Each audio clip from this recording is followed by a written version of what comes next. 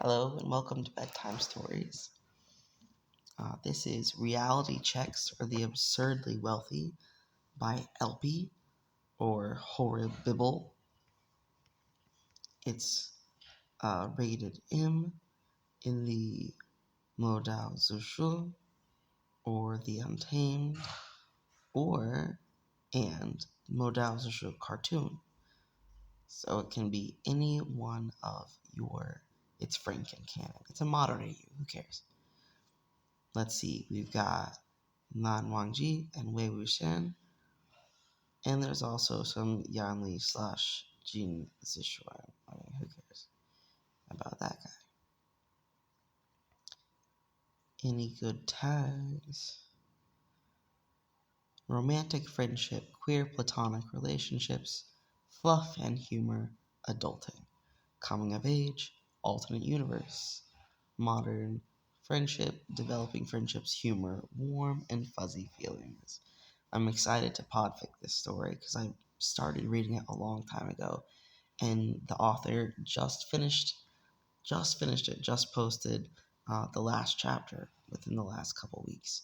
So I'm excited to catch up on it and then finish it together with y'all.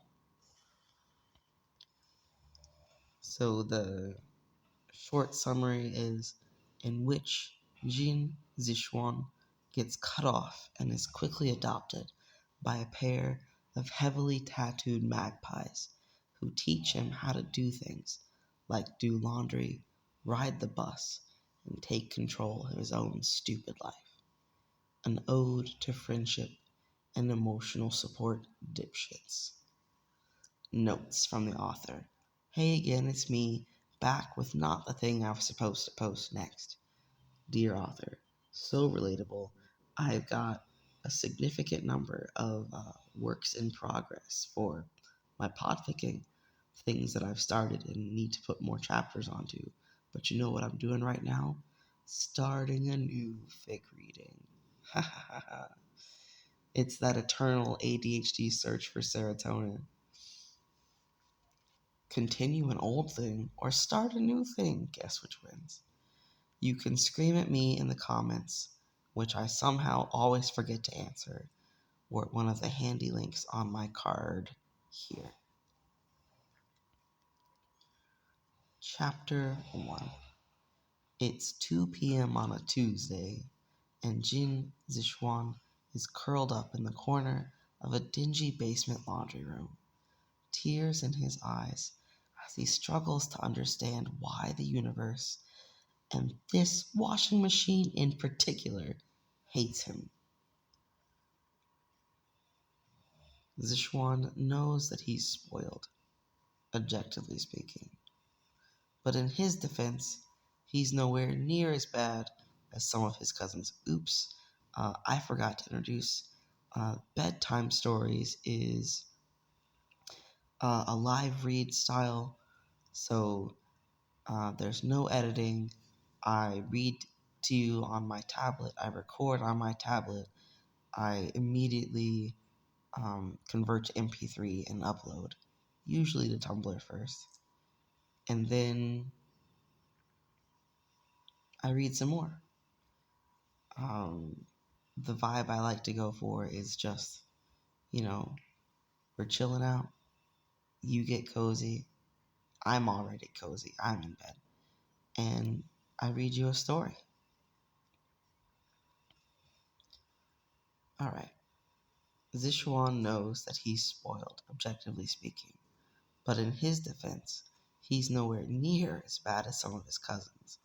He's a rich kid, but not a hit someone's grandmother while committing a DUI and then laughing at the judge rich kid. His problem is that he never knows what to say, or how not to say it, or how to walk things back and apologize when people are looking at him. Relatable. His mother gets all weepy at her weekly girls' night and insists her poor, sweet boy has anxiety. But his father would sooner chew glass than let one of his clan near a licensed therapist. But he's not here to snap at Zishuan about crying, and that he can still afford. Don't worry, Zishuan, you're never too poor to cry. So he sits and he weeps, and the laundry still isn't getting done. And then the door squeaks open, and Zishuan's only reaction is to stuff his face into his stupid quarter zip like a cashmere. Ooh, like a cashmere fleece turtle. I'm hoping to get all the way through this chapter on my first go, but it is really late for me, and I am recovering from being sick, and I'm getting tired. But I was just so excited when I remembered that I had been given permission to read this story.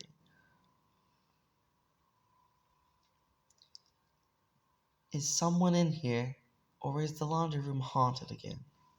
A man's voice calls, and it's almost jarring how friendly it is. Again?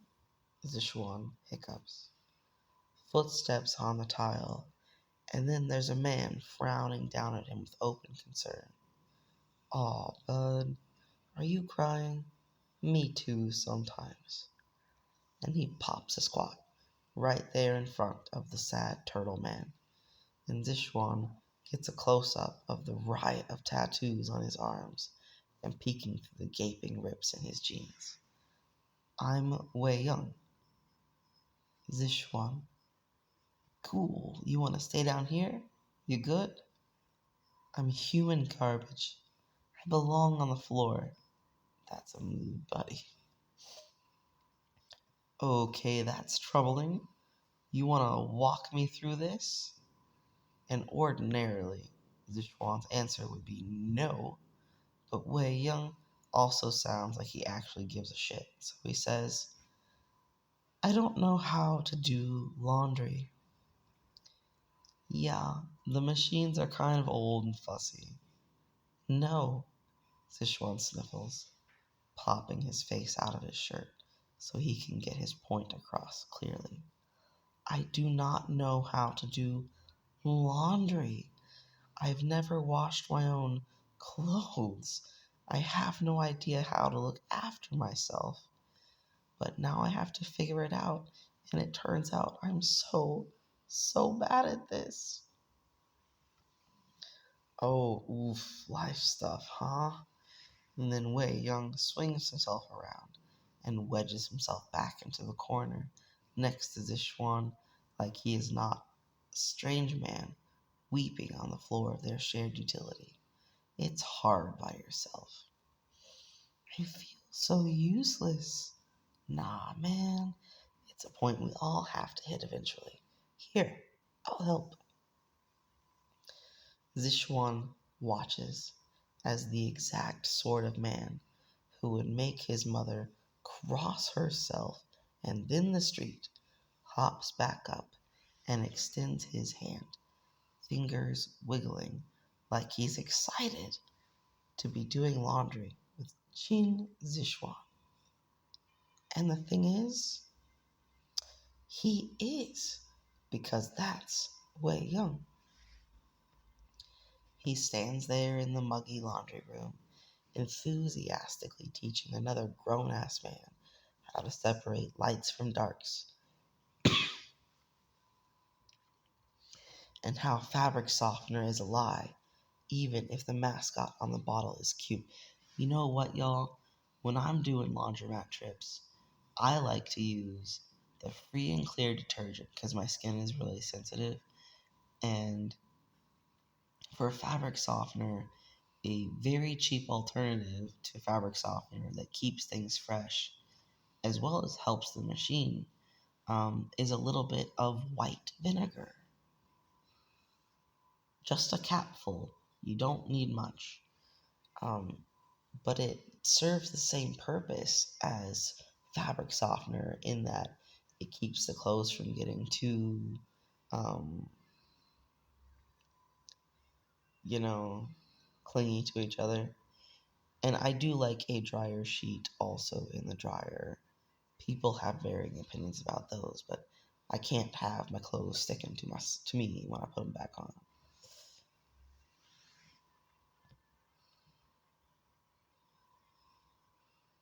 And then he takes off his shirt because, again, it is muggy as shit. And there are so many more tattoos. Zishuan wonders if they could evaporate off of Wei Young and onto him. No, sweetie, that's not how it works. You have to experience the needles for yourself. You have to earn it, okay, buddy? You have to earn the ink. Wonders what it's like to make that sort of choice for yourself. Well, I'll tell you. First, you have to have some money, which sounds like you don't, so that sucks for you. Second, you have to decide what piece of art would I like to display on my body until the day I die, because I'm 20 and stupid. And the answer is redacted. But then when you're a little bit older and you're like, I am celebrating transformations and rebirths of self, then you get a butterfly tattooed on the side of your neck so you can never, ever, ever go back to uniform military service ever again. You stop yourself from that. And then you decide that you need uh-oh. Are you okay, little buddy? One of the kids I babysit overnight just got the flu. He's having some trouble with his cough right now.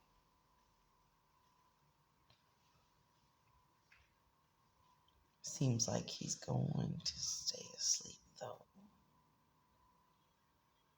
Okay, we're good. Where was I? And then, when you're in college, you're like, you know what this needs? I need a cat. A lucky cat. A black cat on my thigh. So, then you get one of those, because you found a tattoo artist that you really like, who does great work with color and is also some flavor of neurodivergent, and y'all just vibe together pretty well. And he puts a picture of his cat on your leg instead of just the original black cat that you were thinking of, so it's personalized now. And then you have pretty art, and you can walk around forever with pretty art, and no one can take it from you. And no one can take it from you unless they, like skin you alive, which probably won't happen. So, but Jin Sichuan, I think your mom would, skin you alive. So maybe that would be a problem in your case.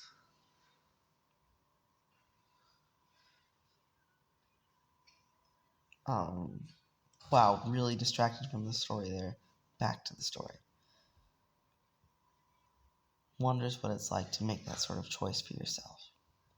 Memorizes how to do a complete load of laundry, and also what it feels like to make a friend.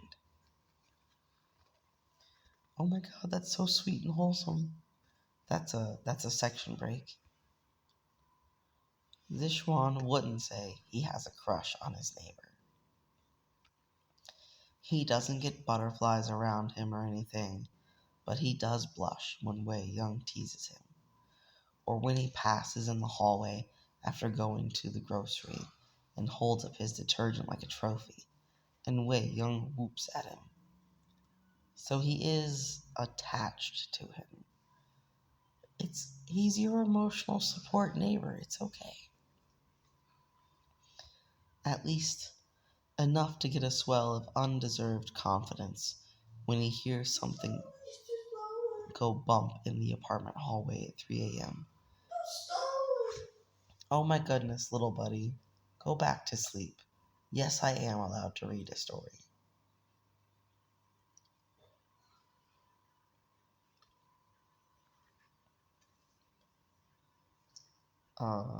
At least enough to get a swell of undeserved confidence when he hears something go bump in the apartment hallway at 3 a.m. when he's staring blankly at the ceiling from his mattress on the floor. Like every horror movie casualty ever, he makes the command decision to investigate the noise and finds a man roughly his age crouched in front of Wei Yung's door doing something to the lock. And because nothing bad has ever actually happened in his life, he doesn't think twice before clearing his throat and asking, "What are you doing?" And the other man, who somehow looks like a fairy from one of his childhood storybooks with 5 or more facial piercings, smiles at him. Small, friendly B&E. Zishuan learns later that B&E means breaking and entering, and also that this particular sleep paralysis demon will be a person who sees through his bullshit recreationally. But for now, he nods like he has a clue what that means. Okay, why? And the man holds up his bleeding hand and says, "I got a boo-boo," like a 5-year-old showing off a lizard to their mother for the sheer thrill of her confused screams. But for the duration of this conversation, he hasn't stopped screwing with the lock. That's a big boo-boo," Sichuan says, swallowing acid. "You're a decent guy, huh?" "I mean, my mom thinks so, but probably not that many other people." The man grins at him. "That's good. Like, if moms and dogs think you're cool, then you're cool. Otherwise, sociopath. You would know, Shu Yang. You would know." "Except Wei Yang. Dogs are dicks to Wei Yang, but Wei Yang is not a dick." "Yeah," Zishuan grins. "He taught me how to do laundry." "That's cool. He's been teaching me to read." It feels like being punched in the chest. Jin Zishuan hates it. "Oh no, are you jealous?" So he nods his head and bounces on the balls of his feet the way his father hates, and turns in the doorway to make room. "I have a first aid kit and some old mystery novels. If you want to come in." There's like a solid minute of confused blinking, like the guy's operating system is trying to onboard this information. "I could be a weirdo." "You are a weirdo. And for the low, low price of coming inside, you could be a weirdo with a band-aid." He shrugs. "I'm Zishuan." Su Yang. Su Yang grins, tucking away his lock-picking kit. "As a sign of my eternal gratitude, I probably won't rob you." "Yeah, I literally have 0 things for you to steal, so." He laughs and leans back against the door as another new friend saunters into his humble abode. Pauses. Looks at him in a way he knows means, "Oh, you poor sad baby. What's mine is yours, I guess." The list includes a refrigerator, the aforementioned stack of mystery novels, a mattress, his cell phone and charger, and a duffel bag full of Zishuan's most foldable clothes. Su Yang sleeps like a cat at the end of the bed, head pillowed on Zishuan's calves, and resolves himself to steal as many lawn ornaments and wacky souvenir shirts as it takes to make his new buddy's place at least 64% less depressing. Oh, excuse me, I'm sorry. I was trying so hard not to cough on mic. Sichuan's father would literally shit himself, and that's a section break. At 10 a.m., Wei Young knocks on the door. "Hey, I don't suppose you've seen..." and then he catches sight of Xu Yang sitting crisscross applesauce. Oh my god, I just got flashbacks to elementary school. On Zishuan's counter, with a sleeve of crackers and some spray cheese, a paperback bookmark open on his knee. Oh, cool, there he is. He smiles, thinks twice about it, and starts to frown instead. Did you know he was here? Yeah, we met last night. And Wei Young visibly relaxes in the and everyone still has their original number of kidneys sort of way. Is that Cheese Whiz? And Xu Yang smiles, a closed eye smile that doesn't worry Zishuan yet, and says, his fridge has a cucumber in it for eating. Zishuan frowns. What else would I use a cucumber for? Oh, my sweet summer child. It is an act of potentially divine mercy that Xu Yang chooses only to smile at him, while Wei Yang grabs Zishuan's house keys off the hook by the door and orders everyone out now. And that's a section break. Wei Yang is also kind of broke, but he covers their bus fare. He gets them to the store in one piece, and he doesn't even make it weird when Zishuan gapes in terror when the doors slide open and the noise hits him square in the face. I am beginning to wonder if this Jin Zishuan is autistic or some flavor of neurodivergent. With the clear sensory avoidance things that he's got going on. But it might also just be that he's not reacting well to being poor and having the anxiety about it, so hard to say.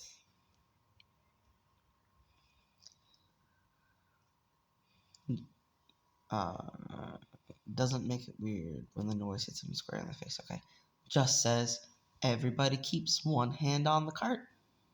Like Zishuan and Xu Yang are a pair of 5-year-olds he's determined not to misplace. Admittedly, they are a lot like a pair of 5-year-olds he's determined not to misplace. And then he gets into a 5-minute argument with Xu Yang about peanut butter, crunchy versus smooth. Just to throw in my 2 cents, I vote smooth peanut butter. Explain to me why anyone would want obstacles in their nut butter. Explain that to me in a way that makes sense. Wei Young sighs. Sometimes you need to bite things. So, texture? Zishuan looks up from the nutritional information and watches Xu Yang snapping his teeth demonstratively. It's a texture thing? Apex predator shit, the world's scariest house cat confirms the satisfaction of cracking something open.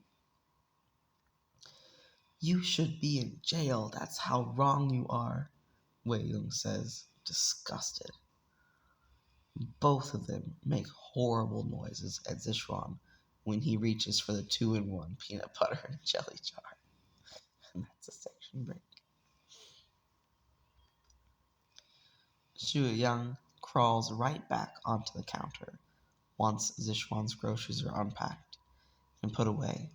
A box of extra most cheesiest cheesy mac clutched in his inker talons as he intones with all the seriousness of a monk. Don't forget the water. Firemen are judgy. Don't forget the water. As a person who has made many ADHD cooking moments, don't forget the water is a valid piece of cooking advice. Counterpoint, Wei Young says, pouring milk into Zixuan's new cup measure like a real, actual adult. Biceps. Me, I like them tall, skinny, and full of issues. Firemen have too much of their shit together. Xuan? Zixuan has grown up in a household that was, if anything, violently heterosexual, but he can see the point. So he says, a nice butt is a nice butt, and basks in the immediate validation and the hooting noises. And that's the end of the chapter. That was so much fun. Alright, we gotta drop a comment to let the author know that we were here.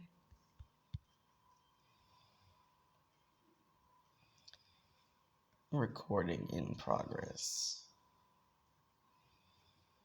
And this recording is actually done. I don't know if I'm going to stay awake long enough to convert it to MP3 and put it up on Tumblr tonight, but definitely it will get posted by tomorrow, so we can all begin enjoying it together. Thanks for listening to this episode of Bedtime Stories, and I hope to be back real soon with another. Hello, and welcome back to Bedtime Stories. I don't know how your day's going. Mine started off kind of shitty, but got better. I did some chores, took a shower, had a nap, and now I'm going to read you Chapter 2 of Reality Checks for the Absurdly Wealthy. Chapter summary: there's no vaccine for stupidity, but there is photographic evidence.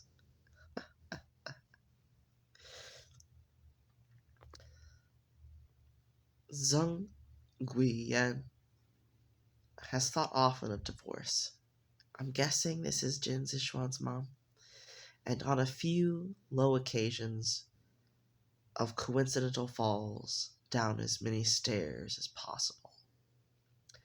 She finds it deeply ironic that her husband has picked now, of all times, to try his hand at instilling moral lessons in their son, which has to be the 4D chess of irony.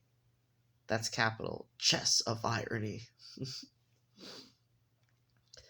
The man wouldn't know social dignity if it gave him herpes. But it means that her Zixuan is stuck in some dubious hovel while she sits at her weekly book club brunch and talks about absolutely nothing of substance. And then her phone pings with a notification. Because despite her husband's best efforts, she knows what a burner phone is, and the image, I'm using a Fire Kindle tablet, the Silk browser, and the image link is broken, but the description says, "Mama, look what we made." And the reply text is, "Who is we, darling?" Before she even processes that her son has texted her, that Zixuan had sent her a message, unprompted, beyond the usual brief reassurance that he is alive. And that is exciting, so she adds, "It looks very good," and blinks down at an incoming photo of her son, sandwiched between two tattooed delinquents, holding up bowls full of boxed macaroni with the biggest smiles on their faces. "These are my friends, Ma." She thinks again about stairs. But she can't remember the last time she saw her son smile like that. So she reserves judgment for now. And it's a good thing she does, because soon enough she's getting even more messages from her baby. and it's like she can read that smile in every little message and every silly photo. Isn't that so relatable though? When you're feeling super down and disconnected, you don't want to be texting people images or posting them on socials, but when you're feeling up and good about things, you just want all your friends to know, and you're like, look at my cat, look what I made. I don't know. I'm really relating to this because that's kind of how I felt before I started making Podfic. But making Podfic has been really, really good for me. And I got my cat, so I'm posting pictures of the cat everywhere and posting on Tumblr, look what I made.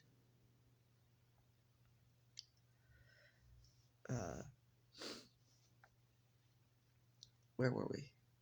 He tells her that his friend Shu Yang, the one with all the jewelry in his face, is a little odd, but that's mostly because of trauma and low blood sugar. And so he has begun carrying candy bars and protein bars when he leaves the house. Oh my god, that's so sweet. And he tells her this as if it is a perfectly innocuous thing and not her little boy showing genuine care and concern for another person. Which sounds sad, but he never did such things at home, surrounded by his father and his snooty cousins. She encourages him to try ginseng supplements as well and gets back. I am so sad that all the images in this chapter are broken because I feel like they would really be enriching the experience. Wei Young says, heart, and then a photo of the Wei Young in question, the one with so many tattoos, pressing his thumb and index finger into a little V. Oh my god, that's adorable. And look, she's a married adult woman with a child of her own and an additional cheating infant to put up with. But she can recognize and appreciate a handsome young man when he winks at her, so she likes him. And that's a little section break. Zixuan has never particularly liked going to museums, mostly because he has only ever gone as part of some grand gala or charity function, which required stiff, expensive suits and more requisite socializing than appreciating any of the actual art. But when they shuffle in in their ratty jeans on discount day, he's astounded at the lack of champagne towers and tablecloths. It's just a bright, open space brimming with different artworks and benches to rest on. Despite being supremely modern, the natural light and minimalist furnishings make the entire place feel sacred. Even Xu Yang is on a level of best behavior Zixuan didn't know he had.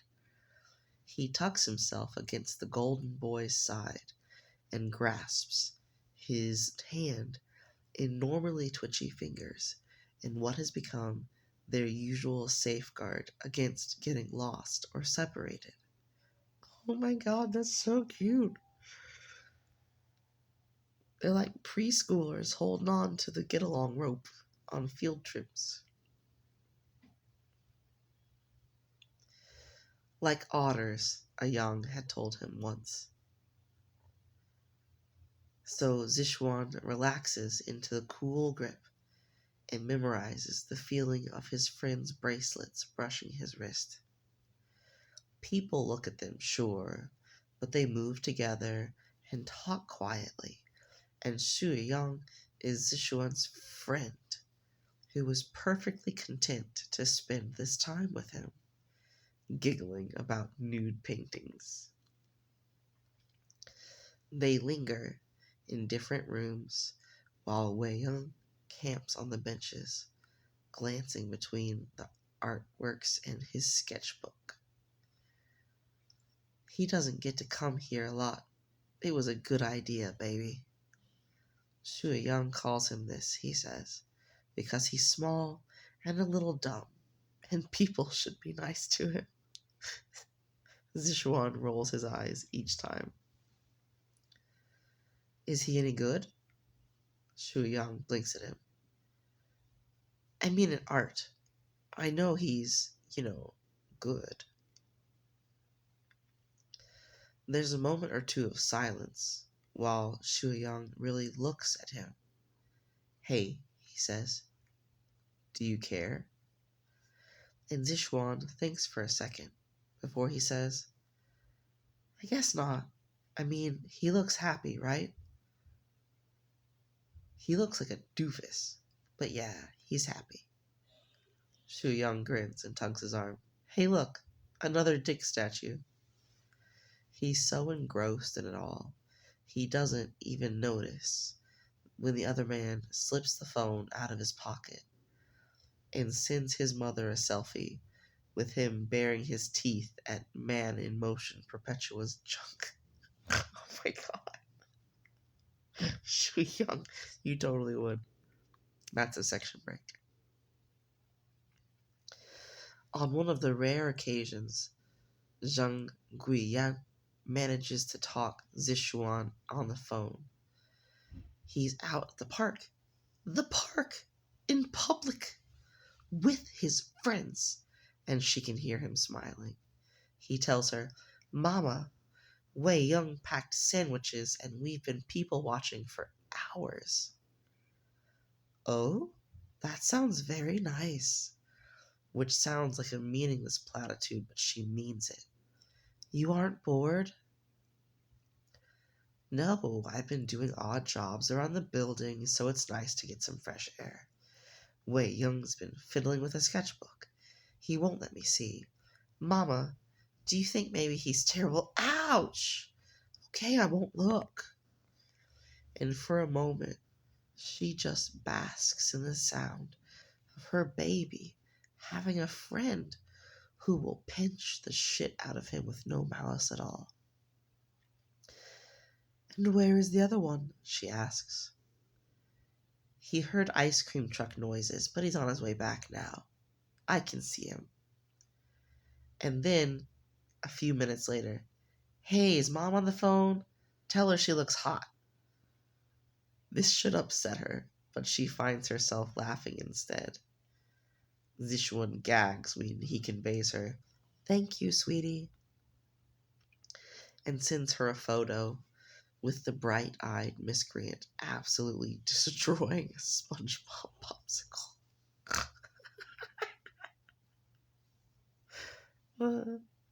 Another of Wei Young sprawled protectively over his sketchbook with his tongue sticking out the corner of his mouth. And then later, another of Wei Young clinging to Xuanli's belt loop as the other man teeters over the edge of the footbridge, trying to hand his sandwich crust to a duck. She finds herself, possibly becoming fond of these boys, and then they need her, and that's a section break.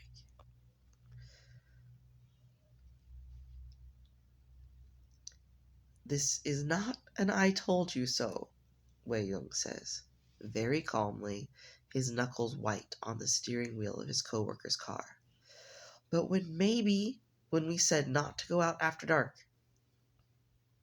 I'm sorry, Zishuan says, pressing the stupid ducky print towel to Xuanli's side. I get it. It was stupid. And it isn't a blow-off. He knows now that it was stupid. No one needs aspirin bad enough to risk getting mugged. Which he was doing. The getting aspirin and the getting mugged. Until Xuanli stepped in and kicked the shit out of the guy. And now there's just, wow, blood. He took a shortcut through an alleyway. Shu Yang smiles unsettlingly. Look at all my teeth smile. That's like mug me bait. Baby's so dumb. But he sounds like he thinks it's funny that he's leaking in the back seat, and Zishuan is trying not to sob hysterically with his eyes swelling shut.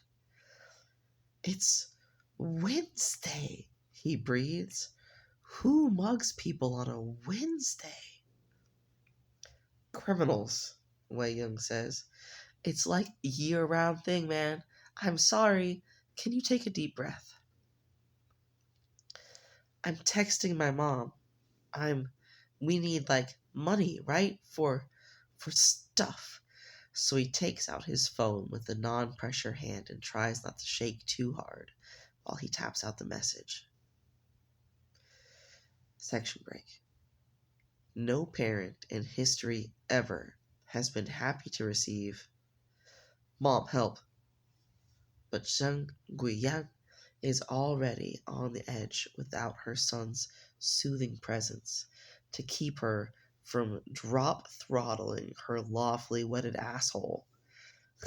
So she is primed to deal with just about anything with the sort of burning determination that won wars. What do you need? The answer, of course, is money.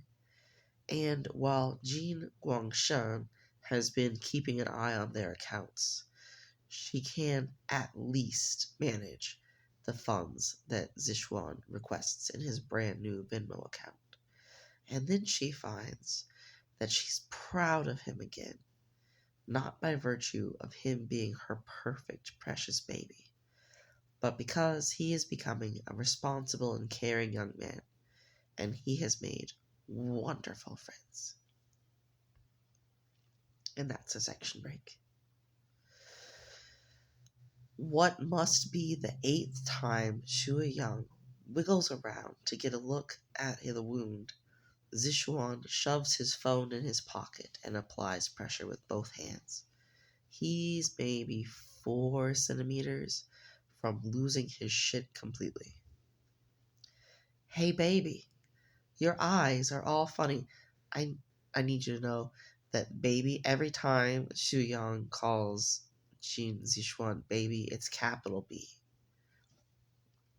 Hey baby, your eyes are all funny. Tears, douchebag, I'm crying. Oh, like, for me? He beams, legitimately delighted. That makes me feel all warm and fuzzy, it really does. But also my head feels weird and I'm super hungry. Wei Young blurts, blood loss. That's the blood loss. We'll get McDonald's or something after the... Don't let him puke in the car. He succeeds. Barely. The rest of the night is scrubbing blood off his arms in a hospital bathroom before sending his mom updates like they've taken a particularly bitchy poodle to the vet. He got a little snappish when they gave him the tetanus shot, but he's okay. And that's their Wednesday night. Big Macs and stitches and Wei Young hugging the shit out of him. Oh, excuse me. That one startled me. Hey, Wei Young, Zishuan asks as they ride back to the complex. Are we friends? Wow, baby. Dumb question. Su Yang lifts around a mouthful of Snickers, alone in the back seat solely by virtue of the very secure bandaging in his own occupied hands. But Wei Young looks at Zishuan where he's collapsed in the passenger seat like he wants to laugh, but he's too tired.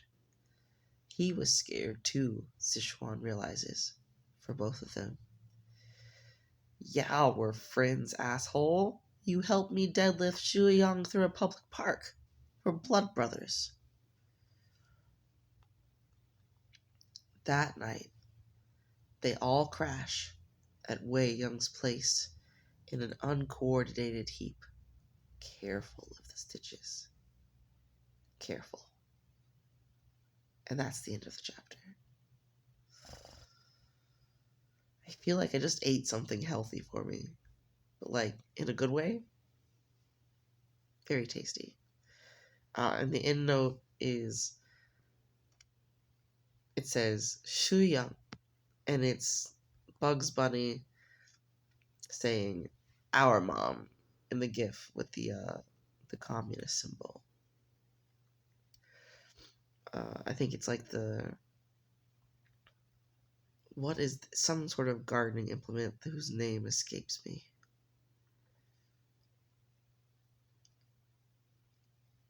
I will include the GIF in my Podfic chapter 2, and if anyone can identify what the actual name of this symbol is for me, because I recognize it, I see it, but I am not,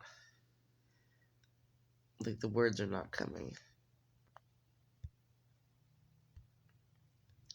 Okay, well, thanks for listening to this episode of Bedtime Stories, and I hope to be back very soon with another chapter. Hello, and welcome to Bedtime Stories, Rainy Day Midday Nap Edition. I just had a delicious sandwich. I'm so proud of myself for remembering to eat. My neighbor, who I babysit for, we trade household chores sometimes, and she made me some these little, tiny little spiced beef meatballs, and they just been languishing in my fridge for a week. I was like, I should eat those, and I toasted bread and I put cheese on it. I used mayonnaise and a little bit of this Carolina Gold flavor barbecue sauce, Duke's brand, which is pretty tasty in small amounts.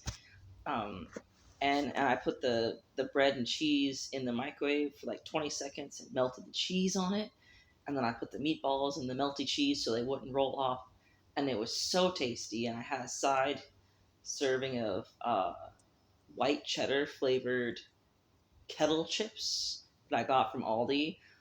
And I was like, man, this is really good. And then I was thinking, who would eat this? Probably Shu Yang. And it made me think of this story. And I was like, you know what? I've got some time. I'm going to read another fucking chapter of this story because I've been meaning to do it for weeks. I've actually got another anecdote that kind of reminds me of this story. It's I've discovered a new self-care thing, for people who pick at the skin on their lips and other places, but it gets dry a lot. That happens especially to people with ADHD who are on medication, really dry skin on their lips. And even without medication, the skin picking is a common neurodivergent trait, behavior, or STEM. And I was deep down in the replies of a post someone had made about, picking at the skin on their lips. And somebody was like, ain't y'all ever heard of a lip scrub? And I was like, no. So I researched that and I found an article about it. And I found out that with a little bit of sugar and a little bit of coconut oil, and I tested it out myself, so that's why I know, you can make a little DIY lip scrub that takes it exfoliates is the word, takes that dry skin off of your top layer and leaves it nice and smooth and more able to absorb a moisturizing sort of lip balm, which can be further coconut oil, by the way, or your favorite chapstick, or even a hand lotion if you're desperate. But any lotion with fragrances, I would avoid, because just the skin on your lips sometimes reacts differently than the skin on the rest of your body, and you could have an adverse reaction to that. Or at least mine do. So yeah, it left my lips super smooth, and I put a little bit of my favorite Burt's Bees cherry flavor moisturizing lip balm on top of that, and it tasted like sugar cookies because it was literally sugar mixed in with a little bit of coconut oil. And I'm talking the most basic, cheap version from the grocery store, like the grocery store brand. Didn't have to be fancy, and it was just a little bit of, white sugar to do the scrubby. I used half a tablespoon of each because the instructions in the article I read said 1 tablespoon of the exfoliant and some of the emollient. That's like the lotion stuff. So I'd use the same amount of each. And when I mix it together, there was a lot. I was like, what am I going to use all this for? A lot, relatively, because it only took a tiny bit to do my lips. So then I did a scrub on my hands, and they were all smooth. And then I was rubbing my smooth lip with my smooth fingertips, rubbing the chapstick in really well, which was a satisfying stim experience. And I liked it so much that I just did arms and elbows and face after that. I mixed up a second batch. I made a Tumblr post about it. I'll link it. I'll link that Tumblr post to the post about this story, or on the AO3 shelf for this chapter, probably, in case anyone who's listening is interested, because it was really a satisfactory experience overall. I think I'm gonna do it more often as self-care. Okay, but now that we are 5 minutes into this recording, let's hop into the story. Hopefully I remember how I was voicing the characters. Oh, author's note. Hey guys, just a heads up, you may notice the first segment of this chapter is a repeat of the ending of the last. I forgot to add it when I posted, so a few people probably missed it. Please also be aware that Jin Zishuan builds up to a panic attack in this chapter, and his thoughts are described. Once again, I'd love to hang out with you. You can find my socials and personal Discord on my card. There's a link in the author's note. Oh, and the author has started poking at a playlist for the fic. Author was listening to General Electric by the Ophelias. Well, let's see what that sounds like.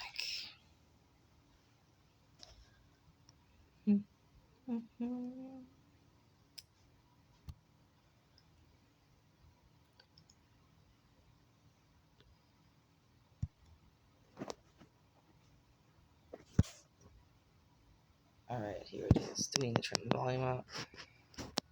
Yeah, we have the volume all the way up.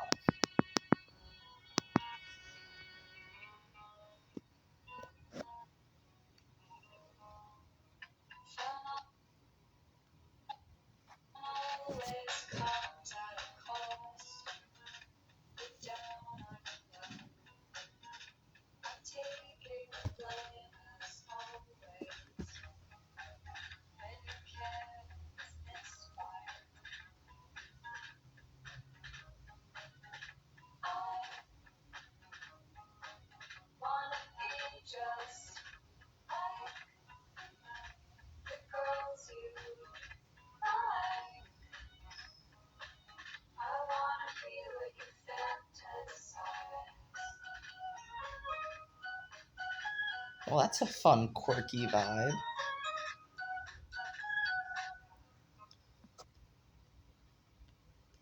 Back to the story. Okay, chapter 3, here we go. Hey, Wei Yang, Zishuan asks on a ride back to the complex.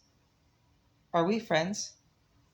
Wow, baby, dumb question. Xu Yang lisps around a mouthful of Snickers, alone in the back seat solely by virtue of the very secure bandaging and his own occupied hands. But Wei Yang looks at Zishuan where he's collapsed in the passenger seat like he wants to laugh, but he's too tired. He was scared too, Zishuan realizes, for both of them. Y'all were friends, asshole. You helped me deadlift Zhu Yang through a public park. We're blood brothers. That night, they all crash at Wei Yang's apartment. Oh, that says place, actually. In an uncoordinated heap. Careful of the stitches. Careful. And that's a section break. The next morning, Zishuan is the first to wake up, and he doesn't want to be the awkward guy rifling around the place. So he sits on the couch, knees tucked up to his chin, and takes inventory of the things he sees in his head. Wei says this is a technique for soothing anxiety. Zishuan likes the monotony of it, so he practices it every day. Well, I'll have to keep that in mind. When I'm having anxiety issues, I like to use I forget the official name of it, but it's like, okay, tell me 5 things that you see, 3 things that you can feel, and like 2 things that you can touch. It's just a way to engage your senses and different parts of your brain than the one having the anxiety attack, and help ground you in your current reality instead of whatever imagined scenario you're having that fear and anxiety response to.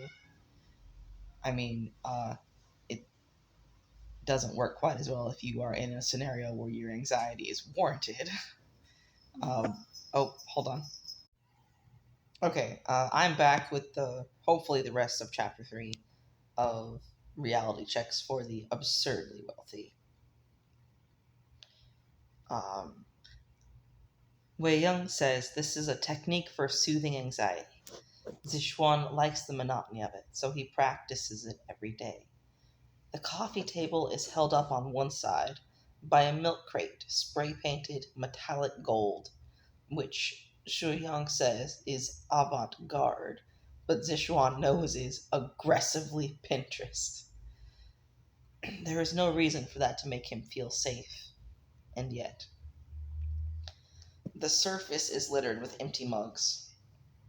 A half-empty bottle of liquor that was once too cheap for Zishuan to recognize, and Wei Ying's latest sketchbook, stickered to hell. Zishuan reaches out to thumb over a peeling edge, and only jumps a little when a burst of cold air hits the back of his neck. He squeaks all the same, scrambling to turn and take in the sight of Wei Ying, shirtless and snickering. Excellent alliteration in that sentence, author. Truly. I felt like I hissed the whole way through, though. I'm still learning how not to be as hissy on my S's when I'm reading for Podfic. Go ahead, he says, and Zishuan's tongue halts in the middle of some vague complaint. Go. Take a look. I can. Uh-huh. Wei Young smiles, leaning on the back of the couch, just by Zishuan's shoulder. I feel like this is a trap. Nope. He rests his head on his folded arms, waiting. Zishuan keeps his eyes on the other man as he reaches for the corner of the sketchbook, then panics a little at the feeling of something shifting on top. Turns to stop a microwave-safe avalanche and takes a deep breath before hauling his prize into his lap. Does microwave-safe avalanche mean like a pile of Tupperware? Probably, I'm guessing.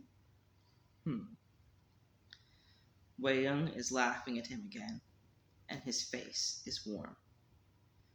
This is probably a big thing. That's capital letters, big thing. It feels like a big thing. He opens the book carefully, thumb brushing over the edge of each page as he leafs through an assortment of ridiculous doodles and breathtakingly detailed renditions. Charcoal and graphite. Oh, excuse me, that one took me by surprise. Charcoal and graphite and the light reflecting off of faceted bottles. Zhu Yang's reckless grin. Zhu Yang crouched in the basket of a shopping cart, pointing onward, an unnervingly familiar box of instant mac and cheese. Sichuan on the laundry room floor, a tiny round cartoon of him holding a laundry basket aloft. It goes on and on. He stops on the latest sketch, a lovingly rendered portrait of Sichuan and Xu Yang curled up together in Wei Yang's bed, safe and sound after an exhausting night. Sichuan thinks maybe he should feel self conscious, but all he can manage is a vague sense of accomplishment.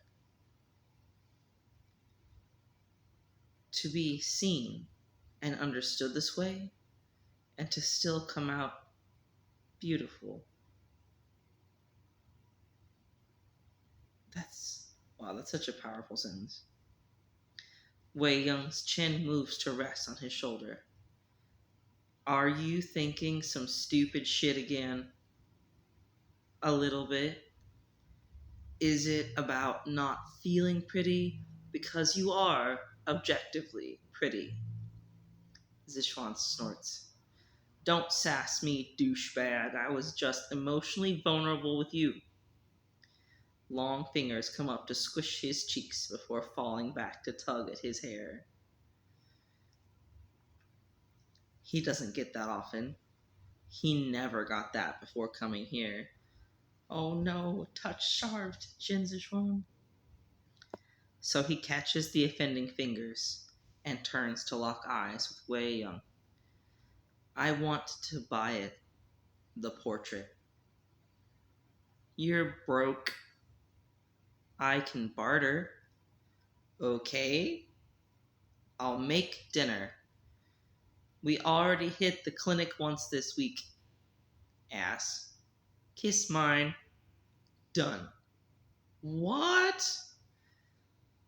And in a moment of monumental and wholly undeserved bravado, Sichuan smacks his mouth into Wei Young's in a painful facsimile of every movie kiss he's ever awkwardly squirmed through. Oh my god. That's incredible.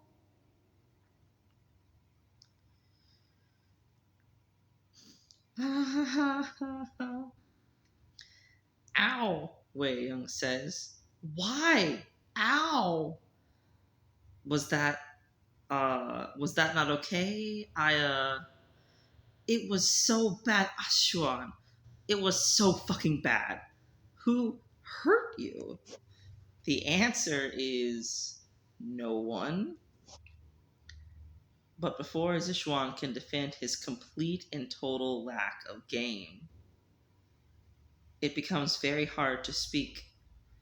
Wei Young's fingers are just shy of bruising on his chin, and his lips are surprisingly soft. And Sichuan thinks, I should probably internalize this, but he's too busy considering the way his face feels like it's cooking, and he would like to never need to breathe again. Wow. Excuse the fuck? Shu Yang whines, sliding over the back of the couch to stare judgmentally at both of them. Out of me? But I'm the one who got stabbed, so why is he getting kisses? You get stabbed like twice a month. Wei Young sticks his tongue out at their friend, and Sichuan is only a little concerned when a small, shameless part of his brain thinks, yes, please.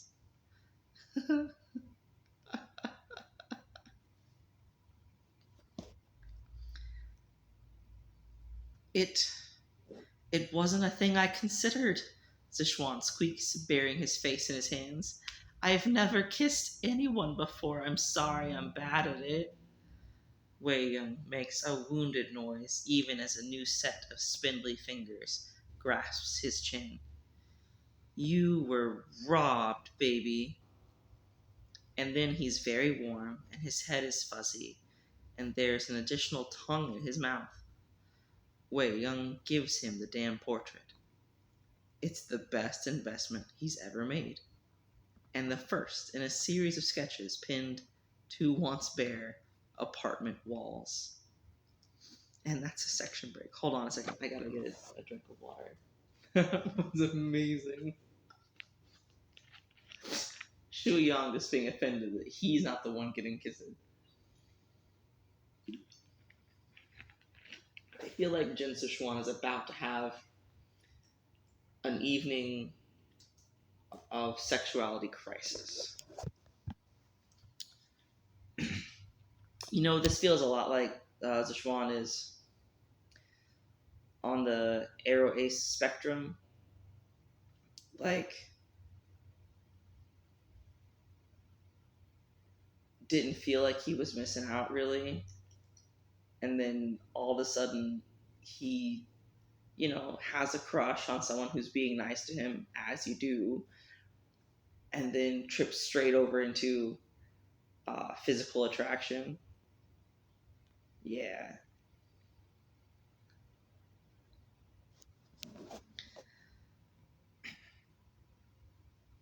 I kind of always thought Yanli would be my first kiss, which is stupid. She probably hates me. She's smart. Shuyang's lollipop comes out of his mouth with a judgmental pop. Are we doing the self-hatred thing again? I thought we agreed on self-esteem spankings going forward. Wei Young snorts. No one agreed to that. You're just a sadist. No. You, if anything, I'm a masochist. Sadism is work. And Wei Young soldiers right along like that's not at all a concerning thing his accomplice just overshared. Who's Yan Li? Zichuan frowns. I guess in this AU, Wei Wuxian and Yan Li don't have the history there.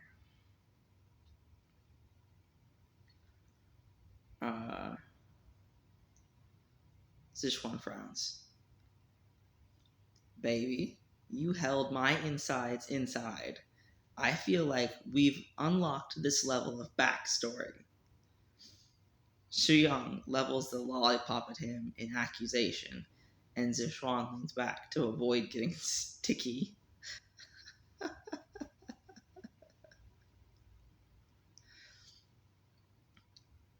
I know, it's just that I don't know if she's still technically my fiancée. You're who? Zhu shrieks, which isn't exactly a surprising reaction. Wei Young dropping an entire pot on the floor is. Say more words immediately. So they're ordering pizza, and Zishuan is going to confront his problems with the peanut gallery. This is fine. He takes a deep breath. So you might have noticed that I had no actual life skills before I met you. You have minimal life skills now. You got fired for dumping soup on a customer. A young cease, Wei Young hisses. It's because I grew up rich. I mean, duh, you're a fancy boy. Your skin looks photoshopped. Shu Yang pinches his own cheek demonstratively. Thank you. Anyway, she has a brother. Is he hot? I cannot tell you how much I need you to shut the fuck up. Shuyang blows a raspberry. Our families were both attending an event, and I'm expected to speak to her, but you might have guessed that I'm very bad at it. Oh, Wei Young sighs. I think I was trying to pay her a compliment. You think? Zhu Yang bites his lip and makes a muffled screaming noise. It did not come out as a compliment, and it pissed off her brother enough. Oh, hold on, I'm getting a phone call. I'll be up. Okay, I'm back again. It pissed off her brother enough that he came at me. And contrary to what Muggergate might have you believe, I did actually take self-defense lessons, so I self-defended, and I broke his nose. Oh my god, Zishuan. Way to go. And that's when my father cut me off. Yikes, baby. I think it was probably for the best. I feel like I'm less of an asshole since I met both of you. You weren't an asshole in the first place. You just have anxiety. Wei Young leans across to brush a bit of hair out of his face. And it reminds him of home in a way that home never really has. He smiles. I really regret not saying anything to her, though. So why don't you? Shu Yang asks. Zishuan blinks at him.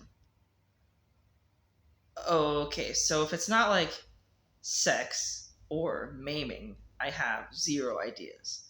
But I feel like you and the emotional regulation brain cell can figure it out. He waves his lollipop at the brain cell in question, who actually looks kind of pleased. Stop! They're so adorable, I can't take it. He's right. We can practice what you want to say, and you can ask her to meet up at a secondary location. A nice one, Shu Yang adds, popping the candy back in his mouth so he can make a little walking motion with both of his hands, thumbs touching like they're on a date.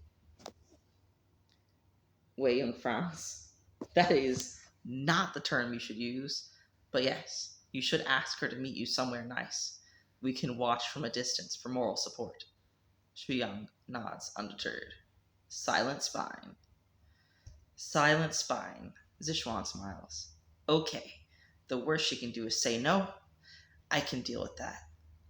And that's a section break. Oh my god, when Shu Yang started talking about secondary locations, I was reminded of the John Mulaney skit. Do y'all know what I'm talking about?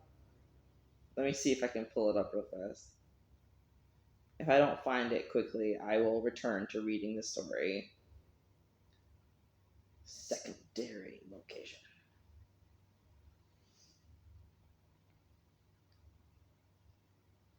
Oh yeah. Okay. Here we go. I'm wondering if I should play this for you now or just include it as like bonus material in the chapter. Oh, it's 7 minutes. I will include it in the bonus materials for the story, or like maybe put it in a comment at the end of the chapter because it's such a funny skit.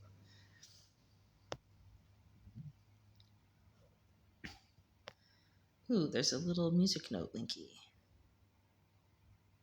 I wonder if this is to the song the author was mentioning in the author note. It is not. It is a different song. It's called Run Towards the Monster by Transviolet.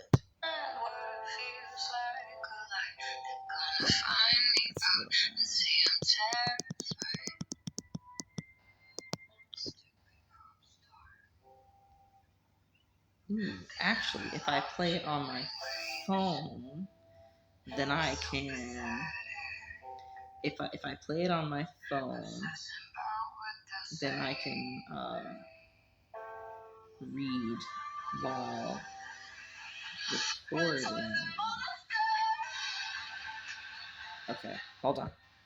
We're gonna switch this over to my phone. Yeah.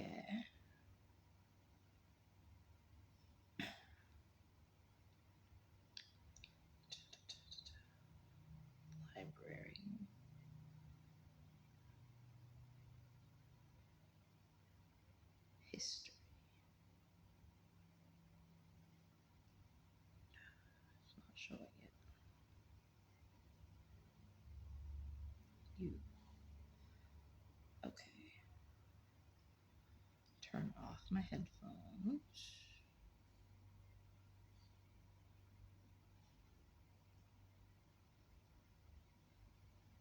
Bear with me, folks.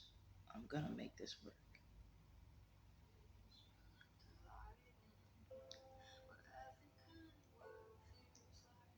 Okay, now it's gonna play in the background while I'm reading the story. Only it turns out she does not say no. In fact, she enthusiastically agrees, which does have consequences. Zishuan has to find a nice cafe to meet at that won't also slaughter his meager savings. He has to rehearse what he means to say so that he can subsequently forget it completely as she settles into the chair across from him and smiles like he's not the worst person on the planet. Because Xuanli is too good for this world, and we all know it.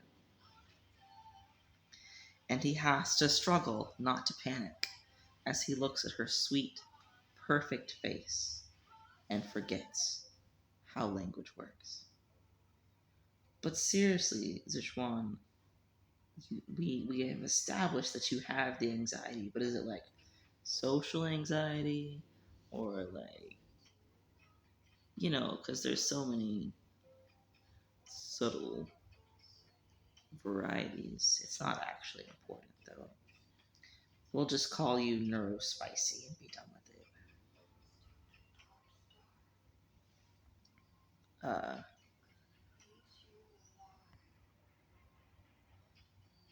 it. Shun, she says. I was so glad to hear from you. How are you doing? As if being made to live like a normal person were the worst possible thing that could happen to him. Like he didn't assault her younger brother after insulting her to her face. Fine, he chokes. I'm alive. Say you're sorry, he thinks. Apologize. Hell, do anything. Do a magic trick, you stupid asshole. She shifts back in her seat, both hands toying with the little purse in her lap. Wei Yang and Shuyang are only 2 tables away listening to this. They must think he's such a dick. He is such a dick. No, I mean, you're ruining it. She smiles a sad little smile, and one gentle hand comes up to cover his own, where it's nervously crushing his straw wrapper. Xuan, our parents have been speaking about ending the engagement. You're a waste of oxygen is what you are. You're worse than your father. At least he can talk. But I wanted to speak to you first. It feels like his brain is icing over. I've been giving it some thought. It's sharp, and it hurts, and he hates it. I've been waiting to marry you since I was a little girl, and I like you very much, but I never want to make you unhappy. I'm unhappy right now, he snaps, and hates himself just a little bit more when she flinches away. No, I mean, shit! He can't have screwed this up so badly. Hi, Norbert. Hi, little buddy. What's going on? What do you need, baby? Norbert, I just fed you. You just had lunch. He can't have screwed this up so badly.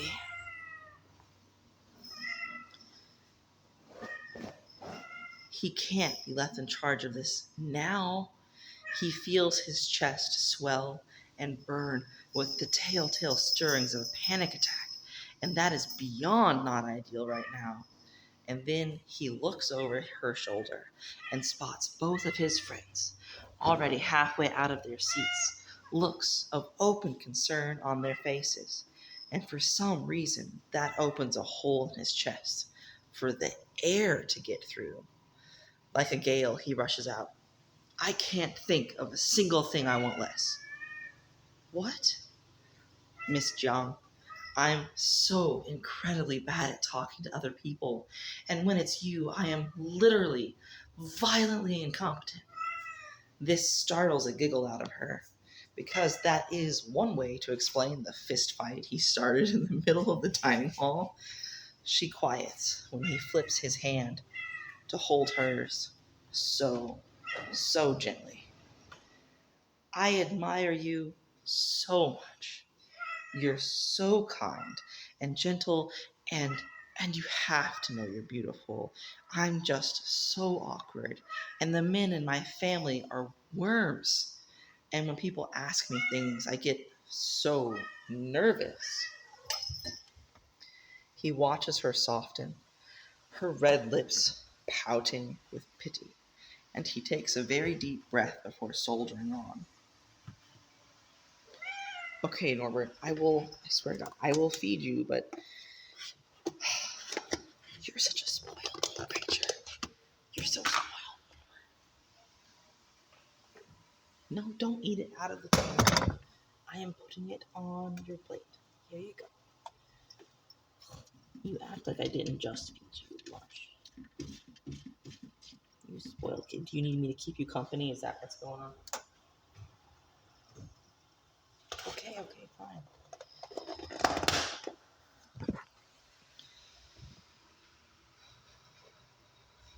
He watches her soften, her red lips pouting with pity, and he takes a very deep breath before soldiering on. Miss Jiang, my father makes my mother so incredibly unhappy, and I'm terrified that I'm going to do that to you. Her eyes are unreadable as they seem to dart about, taking him in, considering, analyzing the onslaught of self-esteem issues he's poured into her lap. And then the corners of her lips turn up just a little.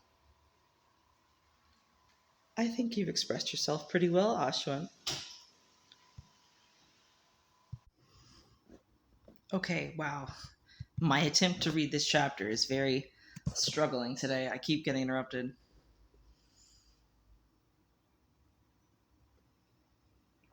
And then the corners of her lips turn up just a little. Sorry about that. I think you've expressed yourself pretty well, Xuan. I rehearsed this whole conversation with my neighbors. Well, the panic attack was new, Shuiyang volunteers, as the two miscreants give up the facade entirely to slip into the remaining two seats to either of them.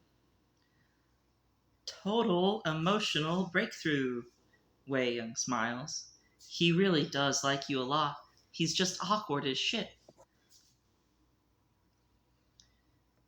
For a moment, Zishuan thinks about just sliding out of his seat and hiding under the table, but Yanli grips his hand tight and starts to laugh. Her eyes are sparkling now as she regards Zishuan and his two batshit friends like all of this is delightful, and none of them are out of their minds. Ashun, she says, cheeks flushed and perfect, I can live with awkward. It turns out that when Yanli is happy with him, it's a lot easier to be happy with himself. And that's the end of the chapter. It's like, well, that started off rough for Sichuan, but they brought it around. Notes the exact literal tone in which Xu Yang says, "You're who?" and Soup Angel is on deck. That's a link. Let's check it out. It's a TikTok video. No, I don't have the app.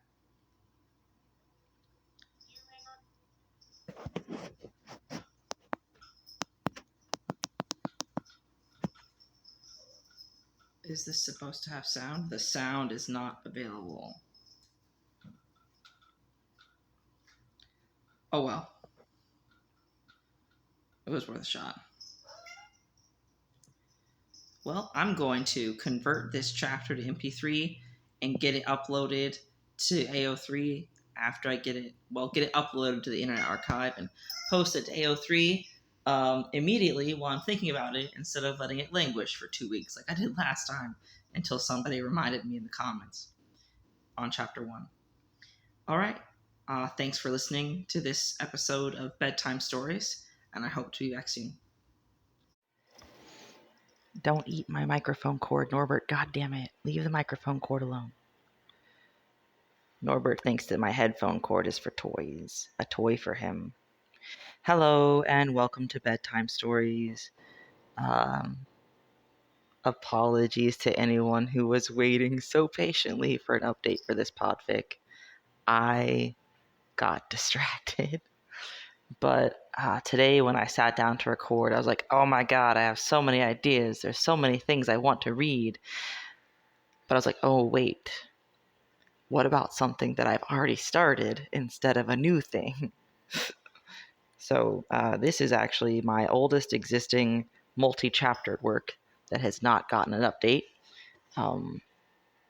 in quite some time. So here we are. This is chapter 4 of Reality Checks for the Absurdly Wealthy by Elpie. Today on Networking for Nitwits. Notes. Hey you, I see you.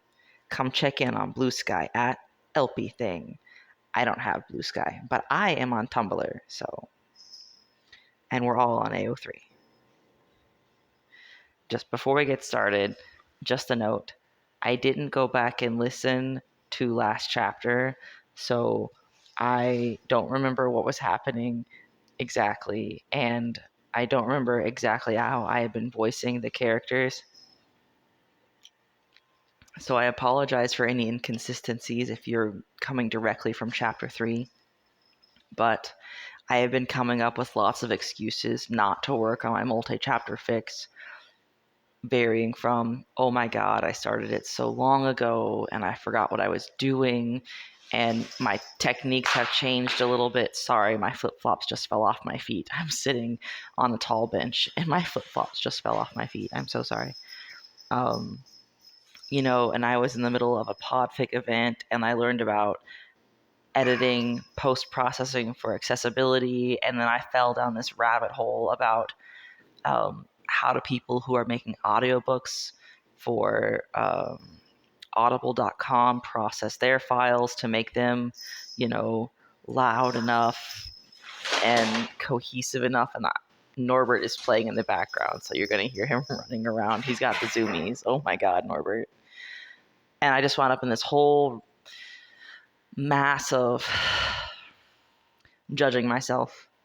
And I have come back to the realization that that's not my brand. My brand is raw podfic.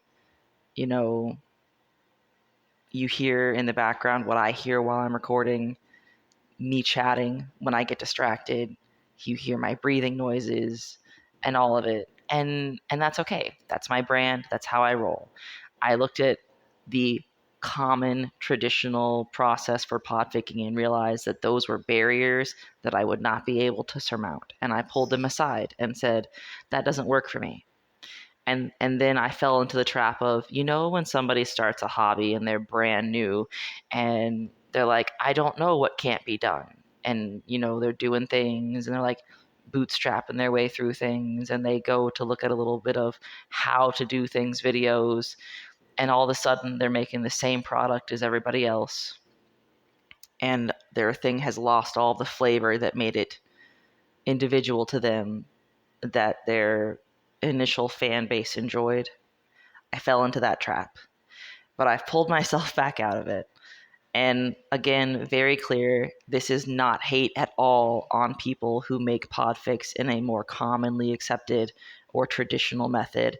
I have mad respect for the people who have the recording resources to make the soundscaped, heavily edited, audiobook quality recordings. That's just not me. All of which to say, I am so very sorry, dear author, that it took me so long to come back to your story. Because obviously I love it, or I never would have started reading it, completely of my own volition, and reaching out to ask you, hey, I like your story so much, can I podfic it?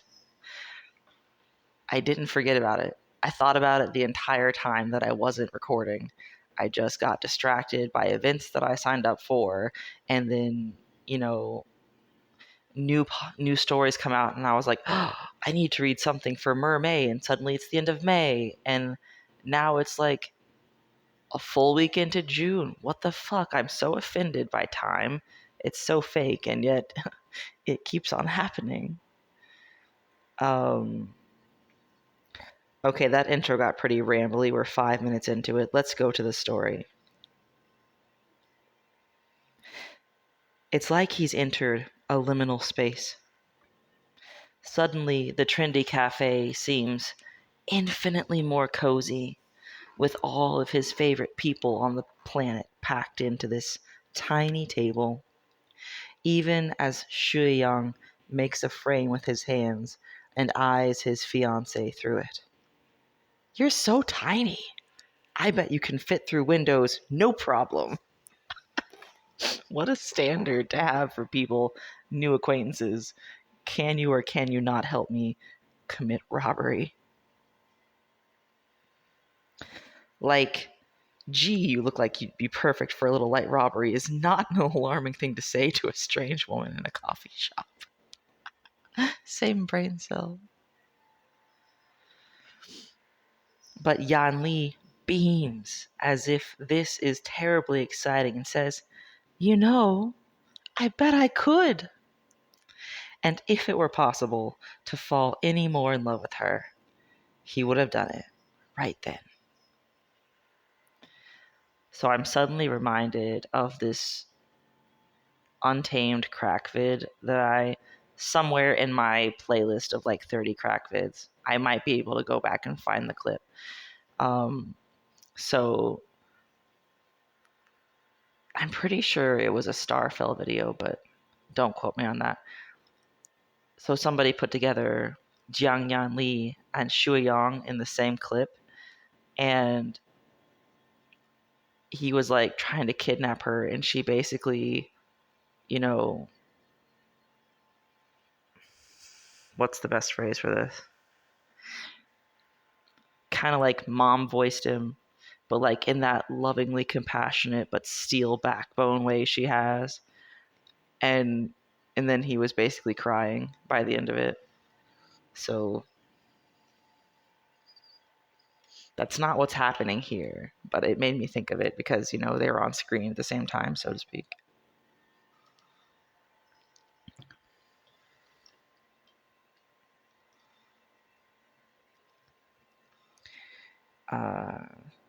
So Jin Zishuan was like valuing his fiancée, valid. Hey baby, you should hurry up and marry her before I steal her away. Baby? And Zishuan recites, I'm small and a little dumb, and people should be nice to me. And Yanli snorts. You're not dumb at all. You just need a little support to be brave.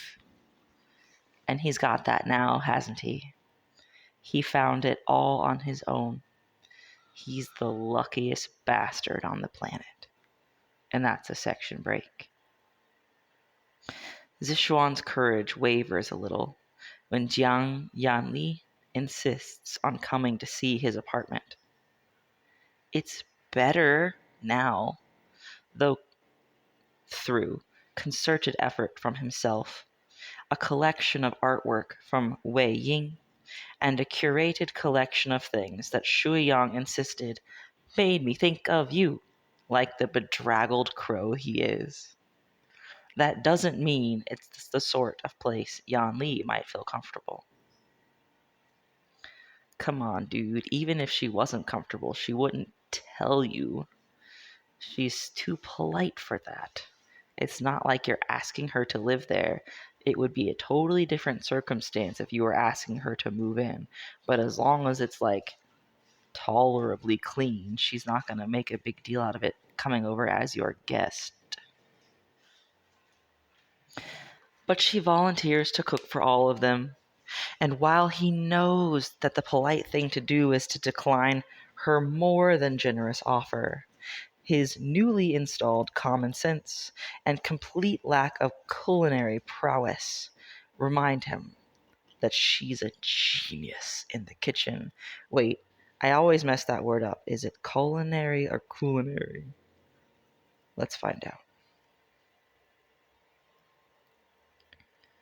DuckDuckGo says culinary. That's from the American Heritage Dictionary, 5th edition.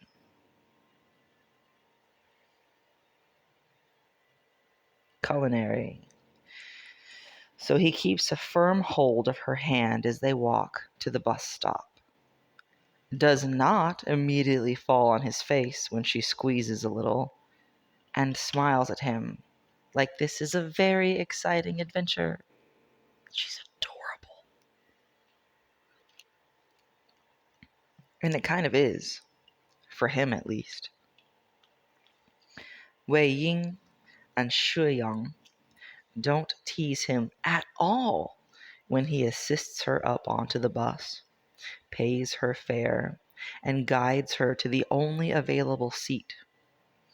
Or when he stands immediately in front of her, holding the overhead loop and smiling like an absolute doofus when she thanks him so sweetly. But they do giggle like school children when Xuanli gives her seat up to an elderly woman 2 stops in and slots herself right up against Zishuan's side. She smells like vanilla and cinnamon, and his head feels like it's crammed full of warm, dense clouds. Xu Yang swings from his handle strap, and she beams at him, one delicate hand on Zishuan's chest, while Zishuan finally musters the courage to rest his chin atop her head. By the time they're finished with the world's weirdest family shopping trip, he's decided that this is the best sort of normal he could ever dream of. And that's a section break. Xuan, Yanli calls while he's squatting before the fridge, carefully stacking the brightly colored kids' yogurt that Xu Yang had made goo-goo eyes over. This artwork is beautiful. Where did you get it? Xu Yang pauses in his heckling. Wei Ying stops cutting up plastic 6-pack rings. Oh my god, I do that. The scissors quiver in his hand a little, and his cheeks are flushed. Sometimes Zishuan gets to be a little shit too. Right? I've never seen such detailed work. It was a steal, though. The artist is crazy to sell his work so cheaply. He jerks his thumb at Wei Ying. Wei Ying throws a wadded up dishcloth at his head. Jie, don't bully me. Oh, Ying, it's amazing. She does a happy little bounce in place, and Zishuan feels his stupid heart swell. It's the best investment I've ever made, he smirks, easily. Oh, I would love to purchase some of Ying's work. What do you charge? And suddenly, everything is very, very quiet.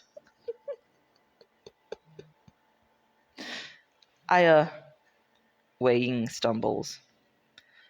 Well, more yawning silence. And then, I kissed him. That was what I paid. Oh, Xuanli blinks, and then marches around the island to seize Zishuan's face in her long, delicate fingers and places a lingering kiss against his lips. I hope he's willing to accept payment through a broker. Jie, Shuiyang whispers. How are you so cool?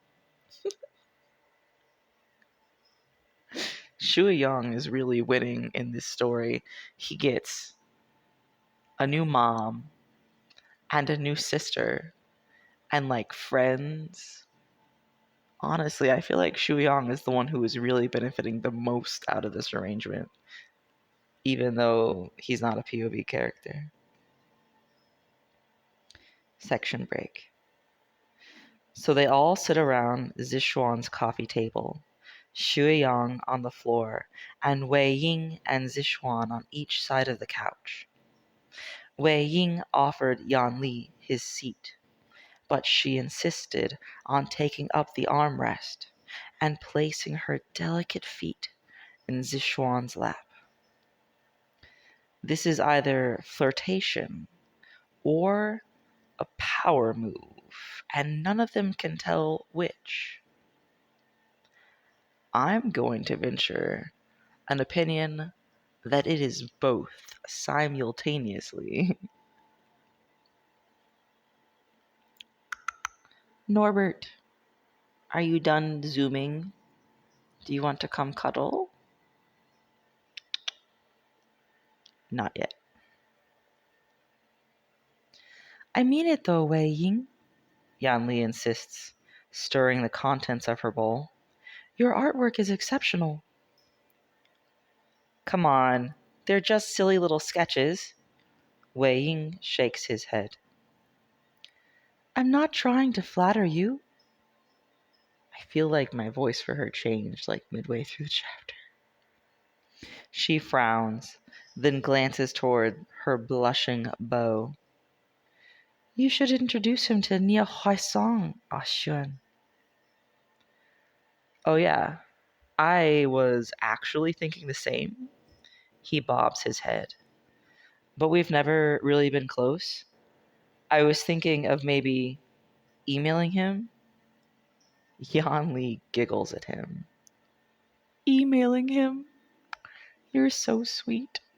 I can text him. Xuanli literally just dodged the impulse to be like, bless your heart, you adorable man baby. Clueless, babe in the woods. I didn't realize you were friends. He's one of the only remotely tolerable people our age. We keep each other company at social events, and he very badly wants in my brother's pants. In case Xuan was worried. Shuiyang makes a shrill cackling noise despite knowing none of the people in question. She's my favorite, Wei Ying laughs. Yeah, mine too. Zishuan sighs and gets a kiss on the cheek for his trouble. Section break. This new ability to communicate properly with Jiang Yanli soothes raw nerves Zishuan wasn't even aware he had. And she slots into his life so effortlessly that a part of him doesn't care about ever going home. He wants to stay with her like this forever. Hi, Norbert. What are you doing? Oh, do you want to go outside? Here, I'll open the door for you. There you go, Norbert. Come on. See you later. Enjoy your porch time.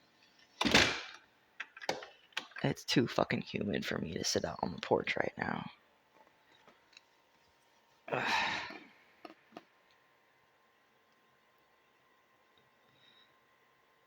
And she slots into his life so effortlessly that a part of him doesn't care about ever going home.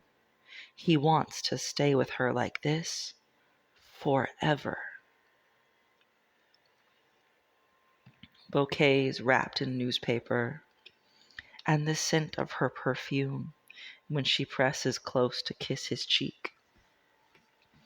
The way she settles in his lap, head on his shoulder, as Wei Ying throws popcorn across the coffee table for Xu Yang to catch in his mouth. She becomes as important to all of them as she is important to Zishuan. So exactly no one is put off when she lets herself into Zishuan's apartment on a Thursday afternoon with a guest in tow and hollers, "I brought fruit."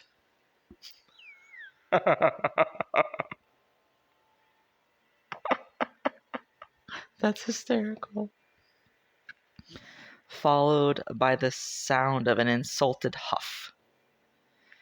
And then she's holding aloft a bag of cherries, summoned from her eco-friendly tote, as 3 grown men barrel down upon her because they're all fruit sluts, perpetually 4 inches from scurvy. I need everyone to know that fruit sluts is capitalized and scurvy is italicized in this sentence. Jin Zishuan places a big, wet, appreciative kiss against her cheek before popping 3 in his mouth like a heathen, also italicized.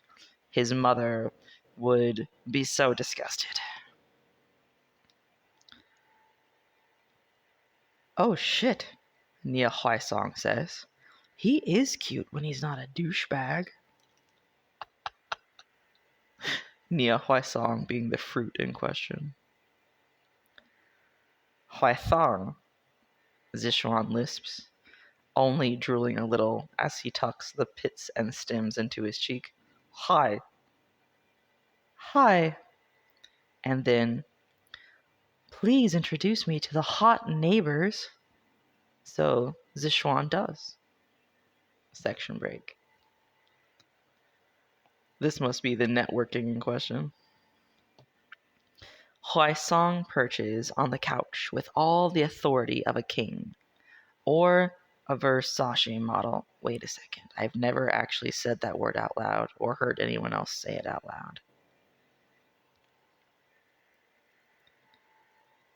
Pronunciation.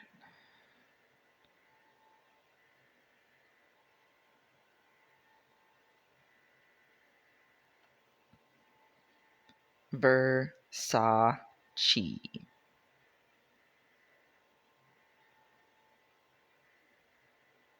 Huh.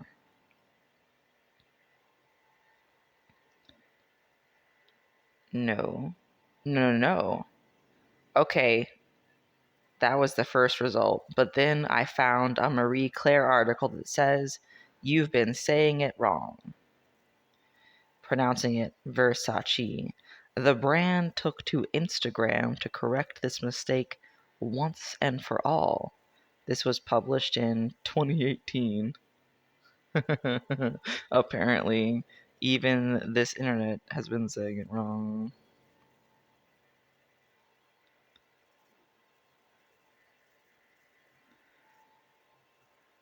A slew of their models participated in the video. Okay, but what's the video?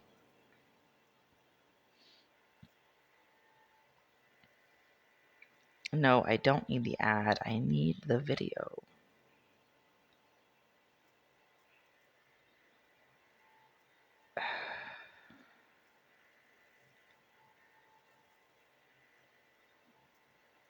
That's not helpful to tell me that it's been wrong. But like, oh, and now it's like stuck in ads. Fuck it.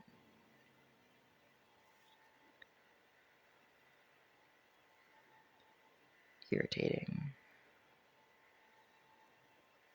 I'll go back to the search results. This is not important in any way, of course, but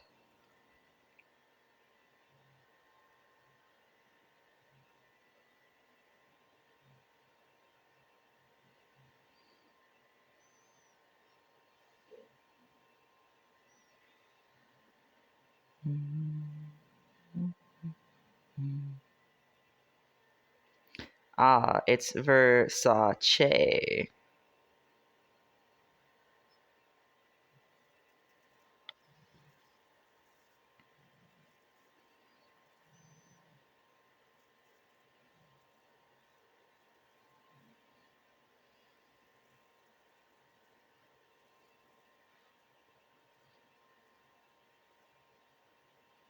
Fascinating.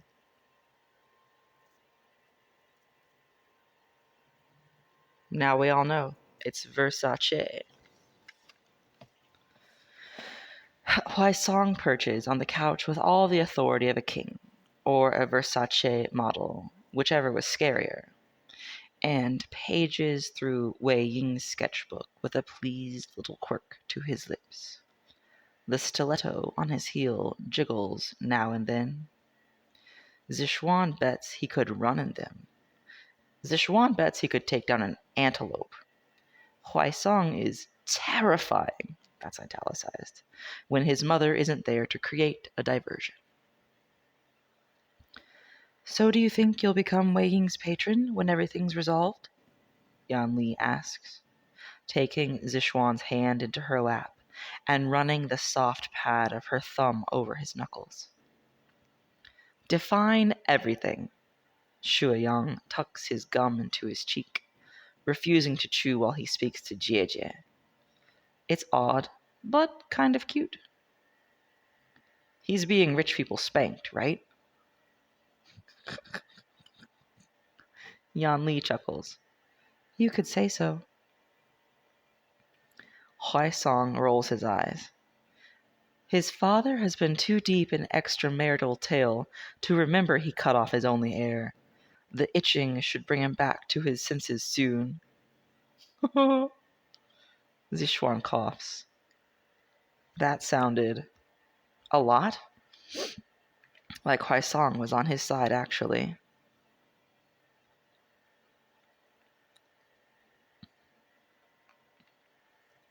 Okay, but really, I'd love to commission this piece on a larger canvas. Wow, Wei Ying chokes. Do you think you could transfer enough of these for a proper gallery showing by, say, 3 months from now? Because I would love to have you, unironically. Zishuan watches as his friend squirms in place. It's obvious by now that honest appreciation and praise knock him off his game. You're good enough for it, Zishuan insists, staring his friend down the same way Wei Ying does so often to him. You've got 4 people telling you you're good enough for it, and none of them have any reason to lie. Take a few days to psych yourself up, and then do it. The worst that can happen is that rich shitheads don't like your work. What is this life? Jin Zishuan is the one coming out with the good advice right now. Yanli's hand tightens on his, and for a moment he thinks he's misspoken. But Huaisong says, okay, the confidence is hot. I see it. And Yanli says, I told you. And he's red all over. Again, while Shuiyang cackles at his expense. Oh no, the art links are broken. It's a section break, and then it's, do you want to come see an art show? And always, darling, I'm guessing that's a text exchange between Jin Zishuan and his mama. But Authors and notes. Look, if you're not here for soft dom Jiangyanli, I have pamphlets to wave it to. Author, please know, I am so here for soft dom Jiangyanli. And Jin Zishuan deserves it, honestly. Like, in the best way. Alright, we're in the comments, letting the author know that I actually recorded Chapter 4. Yay, us, go team.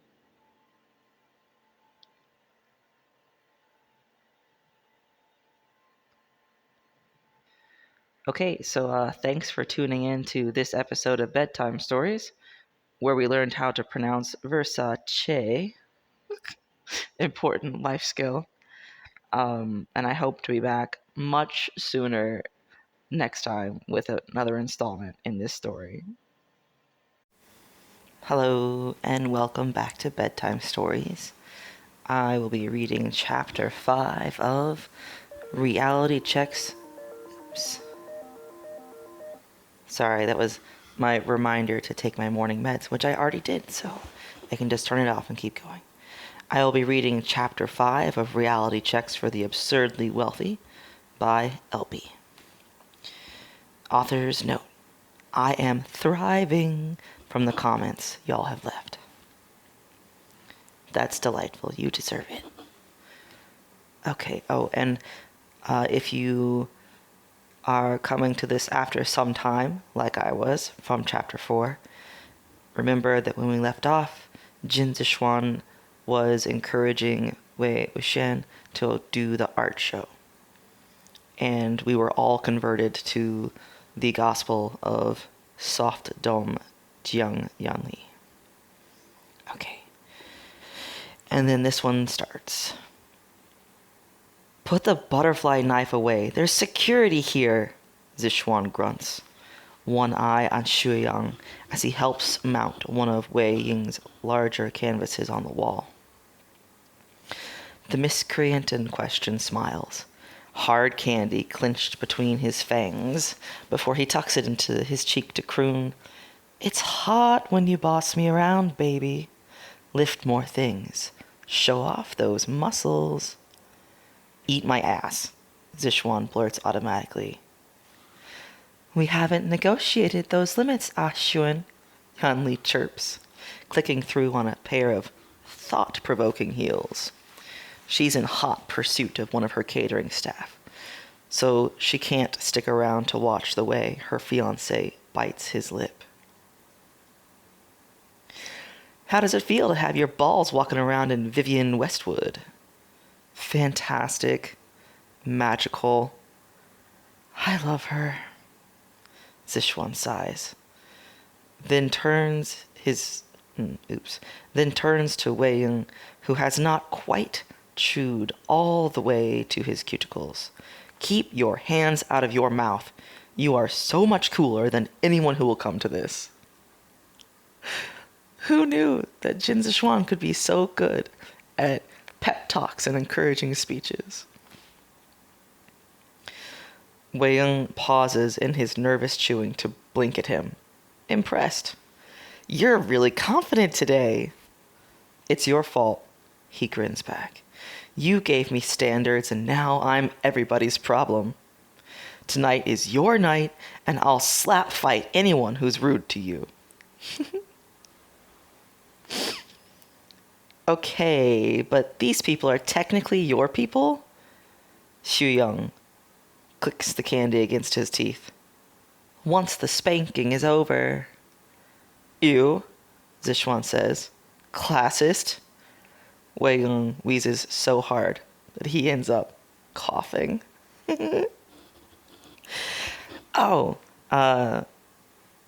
Author, if you're listening, I got my friend Bebo to read this because they were having a bad day and needed to cheer up. And I was like, hey, what if I read the next Podfic chapter to you? And so they read up through how far I had Podfic currently. And the timing didn't quite work out because I fell asleep before they were ready to listen because we're in different time zones. But for the next chapter, we might have a special guest in the voice chat. So that could be fun.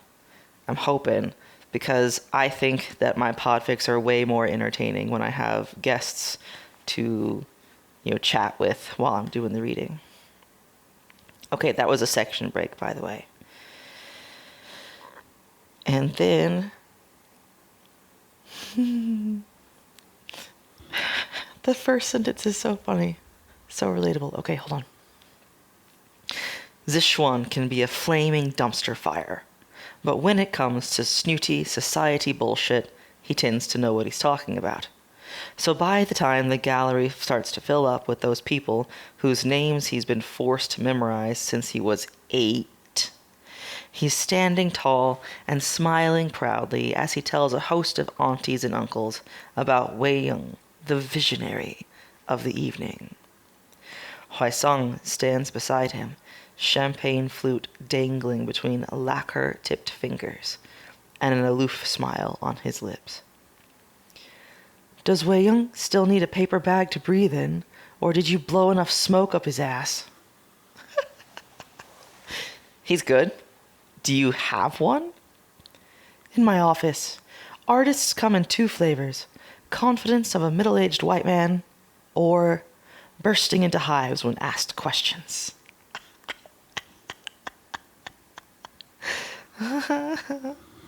I am the second type of creative person.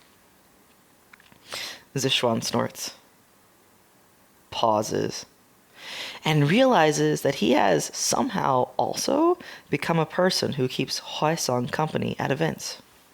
He smiles just a little. Thanks for having us, he says. It means a lot. Thanks for getting a clue, Huaisong responds. I always knew you were secretly tolerable. They share a sideways glance. Also, I think Lanja noticed your friends. You might want to keep them from getting sprayed with holy water. Shit, Zishuan says, already moving. Prevent them from getting sprayed with holy water.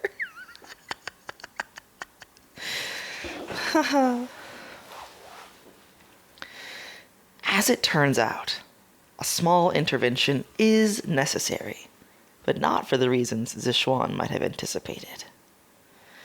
Wei Yong is tense, and for a moment, Zishuan worries he isn't breathing at all. Lan Zhen clears his throat, glancing only briefly at Zishuan before returning that cool gaze to the man with the tattoos and the looming paranoia about this entire evening. In short, the worst possible target. Oh no, Zishuan, you got it so wrong. He may have targeted Wei Yong, but I don't think it's for any negative reasons. But he's shifting on his feet, almost anxiously, which is unusual for a Lan. You are the artist, Wei Yong? Yes, that is me, Wei Yong. The most confident man Zishuan has ever met coughs and also starts shifting his weight.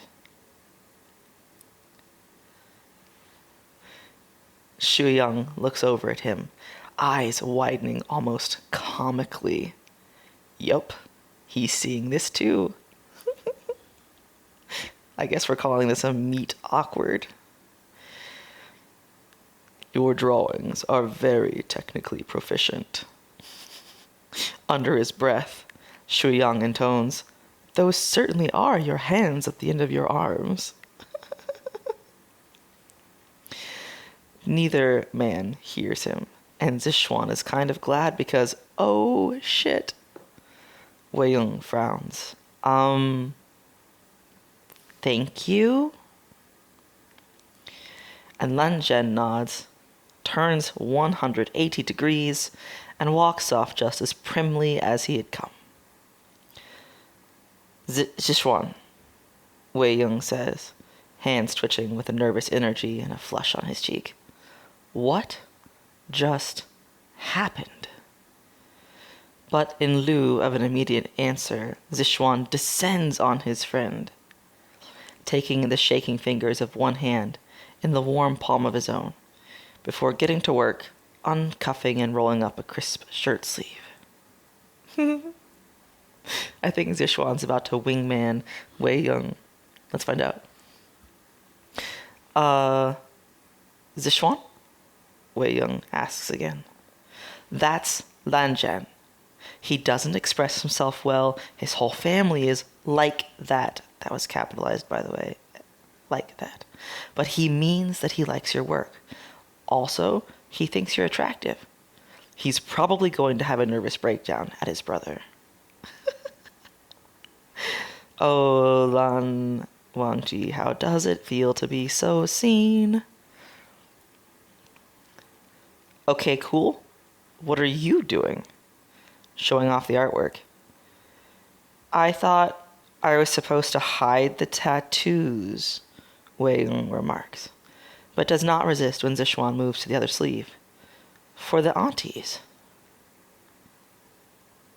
Shuyang remains remarkably quiet throughout this process.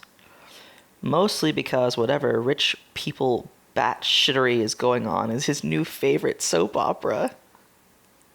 And he didn't even have to pay admission to get into the show. Lanjian is not an auntie.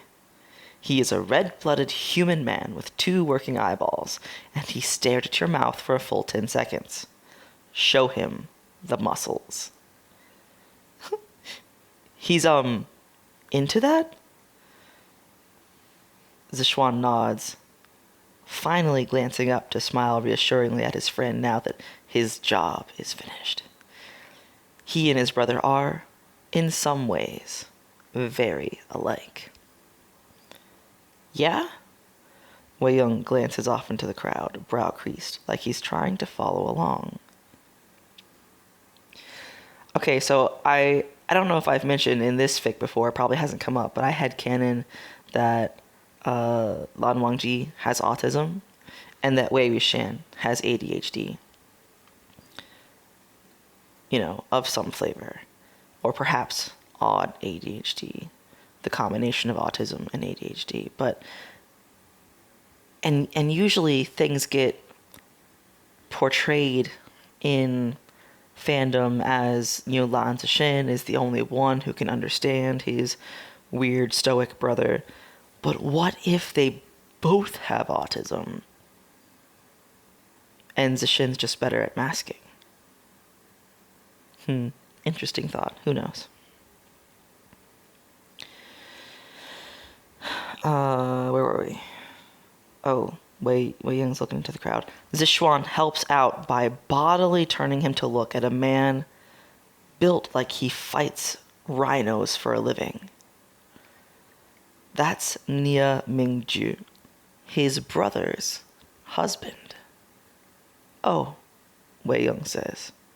Xu Yang hisses, why, Song is related to that? But Wei Ying is already off with a gentle push, disappearing into the well-dressed crowd. Already the whispers are starting, but most of them are at least reasonably horny, so Zishuan isn't terribly worried. Ugh, Xu Yang pouts. How are all of you so pretty? We all have dermatologists, Zishuan answers, eyes fixed on the disappearing line of Wei Ying's back, like a mother bird watching her fledglings hop over the edge of the nest. But also expensive therapy bills. You, Xu Yang says, pass. And that's a section break. I'm laughing a little bit because I'm currently in a residential treatment program. I had a mental health episode in June. It's July for me, end of July right now, and so I've been in like group and individual therapy sessions for a couple weeks now, and so Xu Yang being like pass is really funny.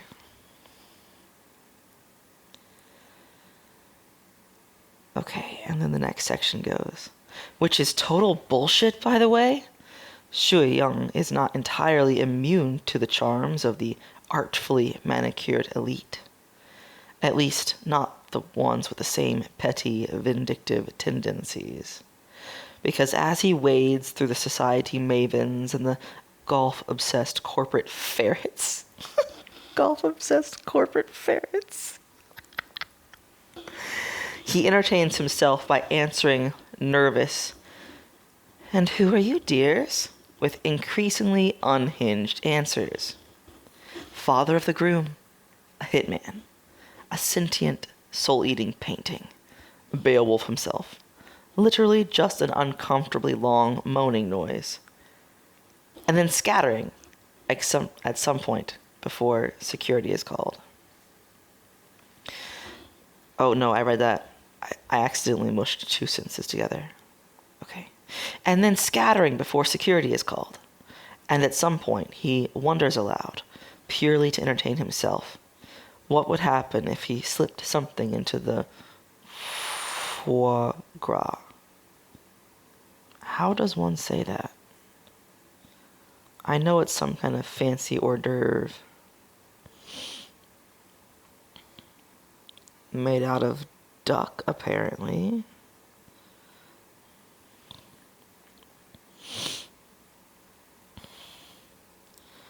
Foie gras. Or something like that. The fattened liver of a force-fed goose or sometimes duck, usually served to slice or as pâté.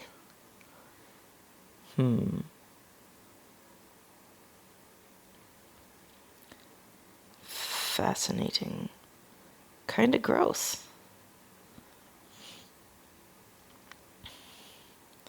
How did that become a thing? Foie gras. Foie gras. Not that it's ever going to come up again, but who's to say? Excuse me.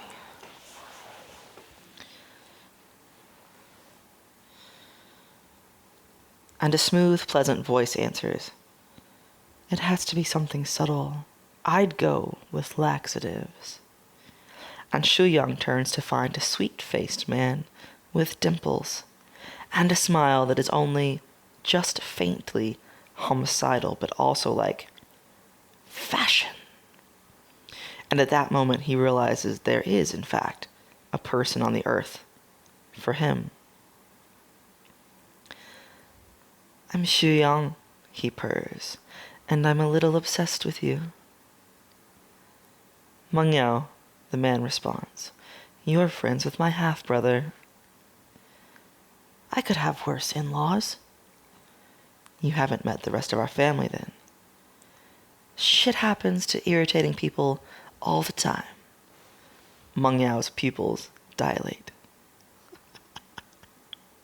I guess that's an example of, you two are way too toxic to have running free in the dating pool, so we're gonna pair you up with each other for everyone else's safety. By the time Jin Zishuan goes to check on Xue Yang, who has been out of eyesight for maybe 45 minutes, he's tucked into a corner by the refreshments, standing very close to Meng Yao.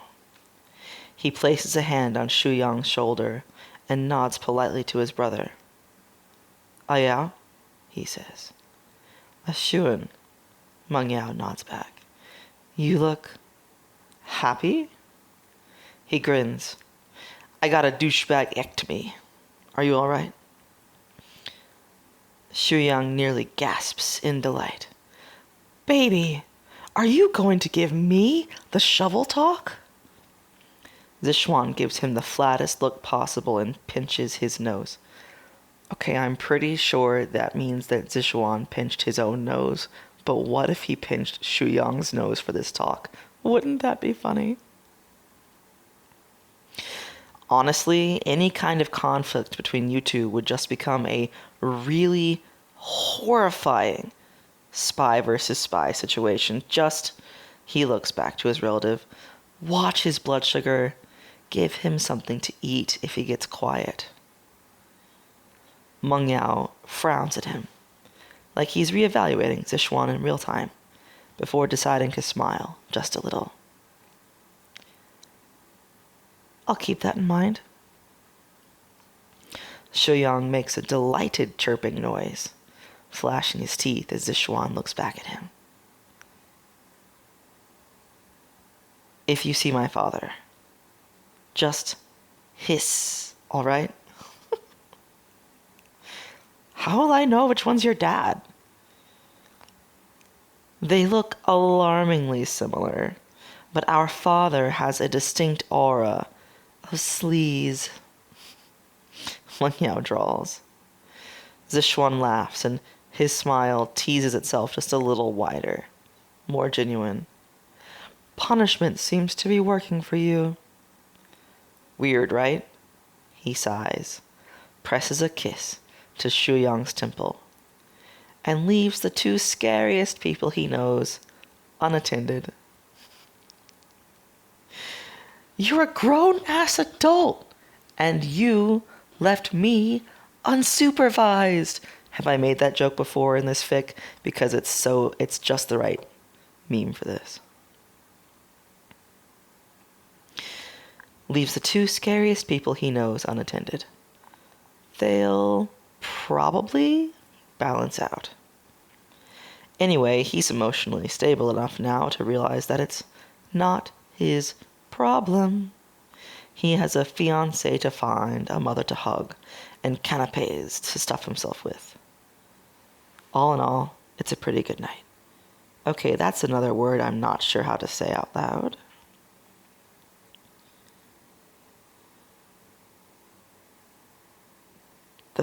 Just in case anyone else is wondering what that word means, it's a type of starter, or I guess appetizer. Small, prepared, and often decorative food consisting of bread or cracker, wrapped or topped in some savory food, held in the finger foods, and often eaten in one bite. And I think it's another French loan word. How do you say it? Handy little website called howtopronounce.com.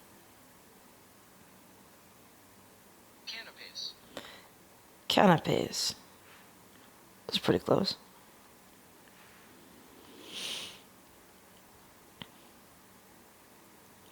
Canapés to stuff himself with. All in all, it's a pretty good night. Section break. It's less of a good night for Zixuan's cousin, Zixun, who makes a terribly ill-advised remark about Meng Yao, while Xuyang is standing right there and doesn't immediately leave the venue when Xuyang asks what car he drives. By the time he slides into the driver's seat at 11:28 p.m., the car won't start. And when he looks up from his pointless, frustrated argument with the ignition, the same man he dismissed is seated in lotus position on the hood of his automobile, holding a small black column. The starter relay. It's the starter relay. That was in parentheses. Smiling. Hey, jackass.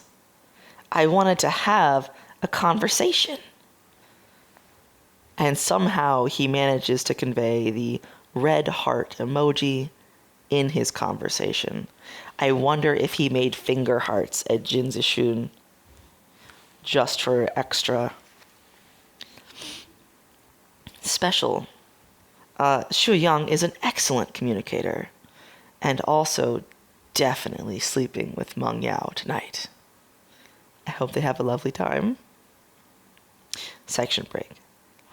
So all things considered, Wei Young's first gallery showing is a resounding success. Scroll down, ... Scroll down. There is one redeeming factor amidst all of the glittering elite. Zheng Guiyan, who holds court amidst a modest gaggle of expensively dressed housewives, pretending to be full after one or two hors d'oeuvres so they can get wasted on Huaisong's ethically sourced wine. Shui Yang takes a special sort of delight at the way they part around him and all of the metal in his face. "Mom!" he cries, and his favorite auntie of all time nearly shrieks, "Is that my Young? Come here, sweetheart."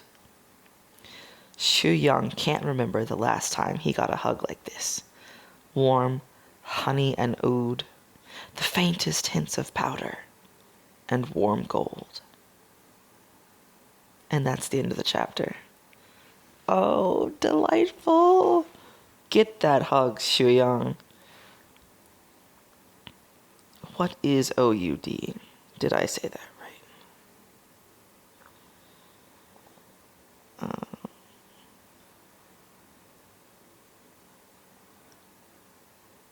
What is Ode and why is it unique? An article from InStyle.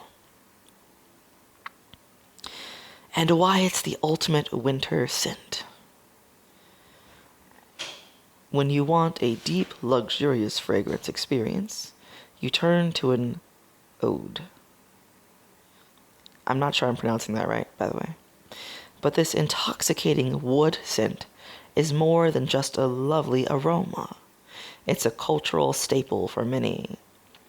It's a raw material, and according to some expert whose name I'm not even going to try to pronounce, it is a prized ingredient that is extracted from one of the rarest and most expensive woods, the agar or aquilaria tree.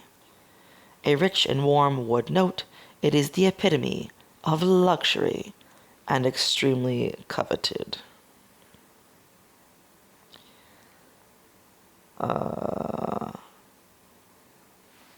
A perfumer that they interviewed is quoted, "I always say that in perfumery, complex scents have a complex story.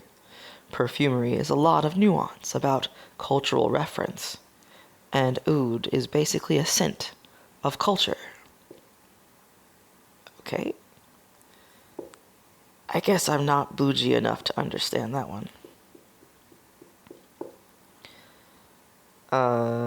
It's common in Asian and Middle Eastern markets. It's used in perfumery, but also in lots of incense. It's just been recognized in the West, apparently, as a warm and woody note that adds depth to a fragrance. Oh, but it's mysterious because it's not recognizable to all consumers. So it's intriguing and attractive.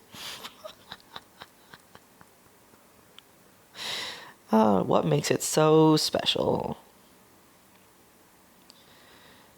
What makes it so expensive? Because of the complicated way that it's harvested. When an agar tree gets sick, which is usually caused by fungi in the inner part of its trunk, it begins to release a very rich and strong smelling essence. You strip and distill the infected wood after it has fallen, and that becomes the oil. Okay, I'm with Shu Yang. This is absolutely rich people batshittery.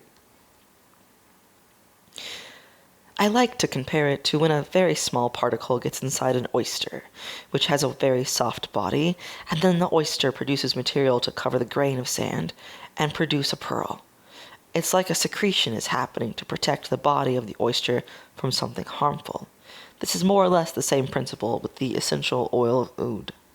Ode is basically an oily medium that lubricates and protects the sickened tissue of the tree. I wonder if they infect the trees on purpose or if, like, they wait for it to occur naturally. Oh, the process is a long one. For a tree to be considered a true agar tree, it needs to be at least 25 years old. And the tree must be infected to produce the ode. A perfectly healthy and young Aquilaria tree will not have the scent present.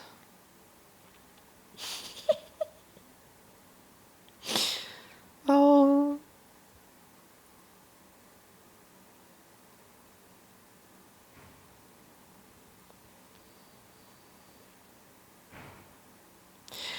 Okay. Oh, it's getting even more expensive because some people were infecting the trees on purpose so they could get the oud oil, which has led to agar trees becoming increasingly scarce and raising the price of production.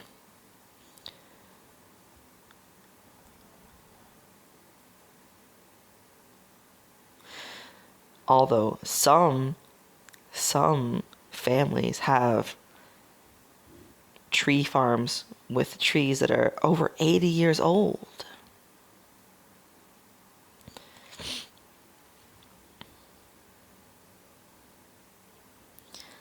This is quite a complex industrial process, apparently, for the perfume industry to cultivate trees and then, through a very complicated process, inoculate the fungic tissue, the infection agent, to infect the tree and produce the scar tissue that will exude the essential oil. This makes me wonder about the production of other essential oils. Are they nearly as complicated?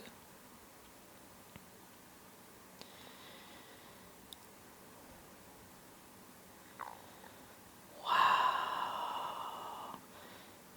This is talking about other people's imitations of the scent.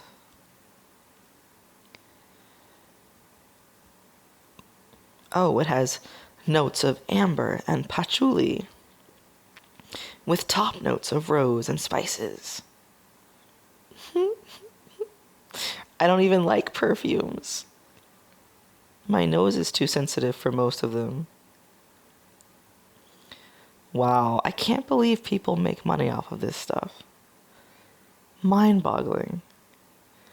I'm so sorry for everyone that just had to listen to me research that article, unless you enjoyed it, in which case you're welcome. But thanks for coming along with me on that research journey. To the author's notes. Author's note. Laughs in Jackass. Mama Jin's scene was initially meant to be longer, but then I realized she didn't quite fit in with all the dumpster firing in this chapter. But then I missed Mom, and I thought you might too. So here, mom hug, because I am weak. It's not weak to want hugs from a mom like that. We all deserve hugs from Mama Jin. Oops, somehow I pushed the text-to-speech button, and that entire sentence wound up in the comment box.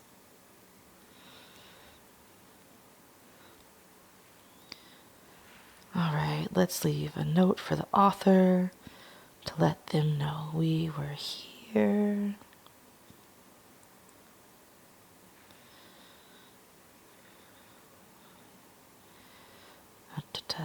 Chapter 5 recorded.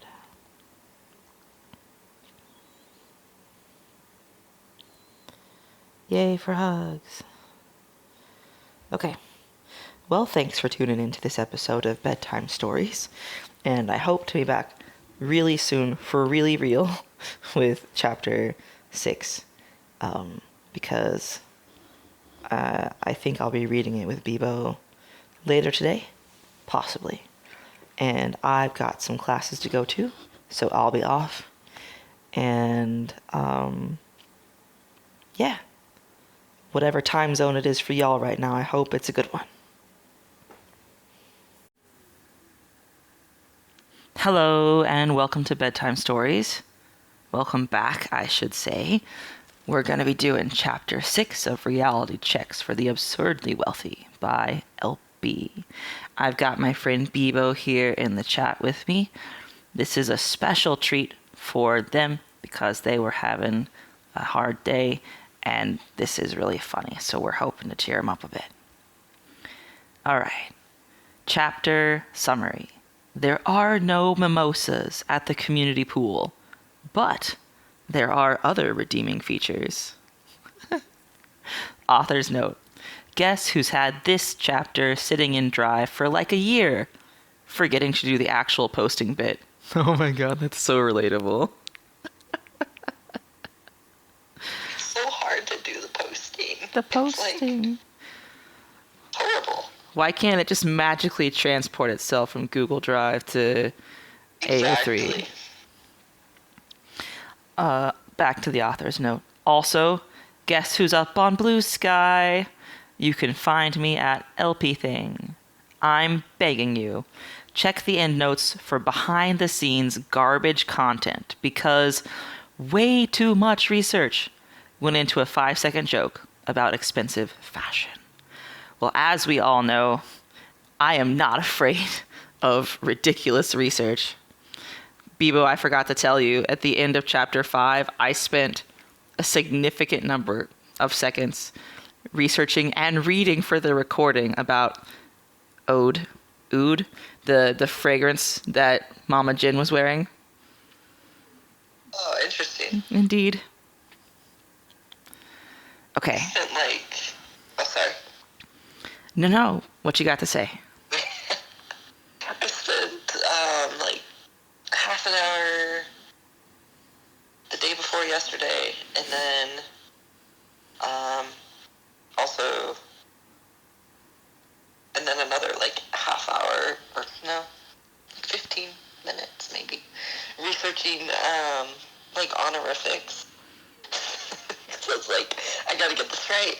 It's an important cultural detail. World building, you know? Exactly. All right. Chapter 6. Let's go.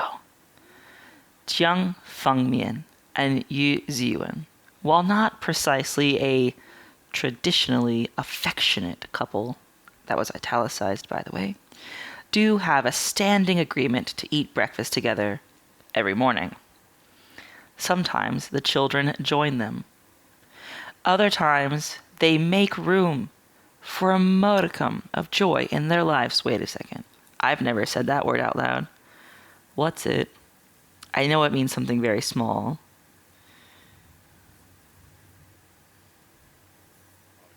Modicum. I was incorrect. Modicum. All right. Learned a new pronunciation today. Other times they make room for a modicum of joy in their lives.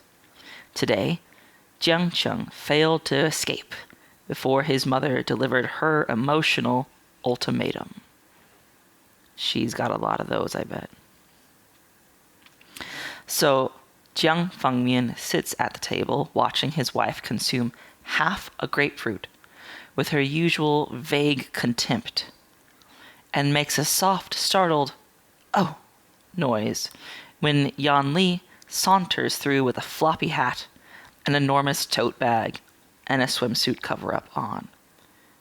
I bet she makes it look good, too. There's not many people who can make the floppy hat and swimsuit cover-up look good, but I bet Xuanli does it. Absolutely. "Sweetheart?" he asks. And she perks up, distracted from her mental inventory of supplies. "Good morning, Baba. Anyang." She pauses. "Achang, is that all you're eating?" "Are you going somewhere?" Ziyuan asks with her usual accusing tone. "Ah, Zishuan and his neighbors invited me to the community pool." Achang makes a sour face. "And you didn't pepper spray him?" That's a bit of an outsized reaction, but okay. Very Jiangcheng. He winces at the pressure of his mother's manicured claws on his arm. What color you want to bet they are today? Purple for the Jiang, red to mask the bloodshed. Purple. Like the purple that's like reminds you of venom. Ooh, like it looks like it's about to start dripping off her fingernails, no doubt. Yeah. It is good that you're back in touch with Zishuan, Ziyuan sniffs.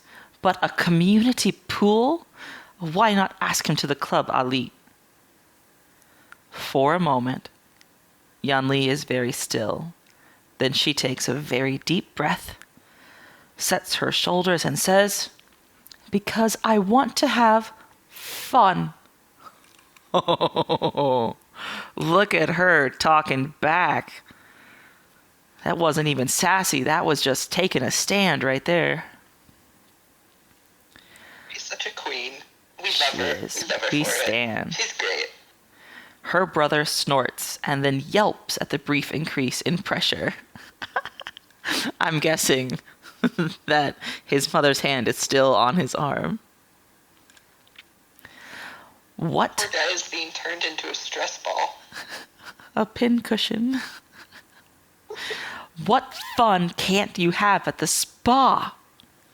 And Xuanli, very wisely, Jiang Fengmian thinks, does not say the well-adjusted humankind, but she does say the kind where several tattooed young men get to relax without anyone calling security. Ziyuan makes a noise like a vacuum in reverse. And Hacheng very... Okay, hello. So my app updated when I wasn't looking, and even though I had fixed the battery optimization and data usage in the background settings, it unfixed them. So the app just quit recording. Didn't miss too many words, though. So let's go back to where we were. But she does say the kind where several tattooed young men get to relax without anyone calling security. Ziyuan makes a noise like a vacuum in reverse, and Acheng very carefully removes her hand from his arm.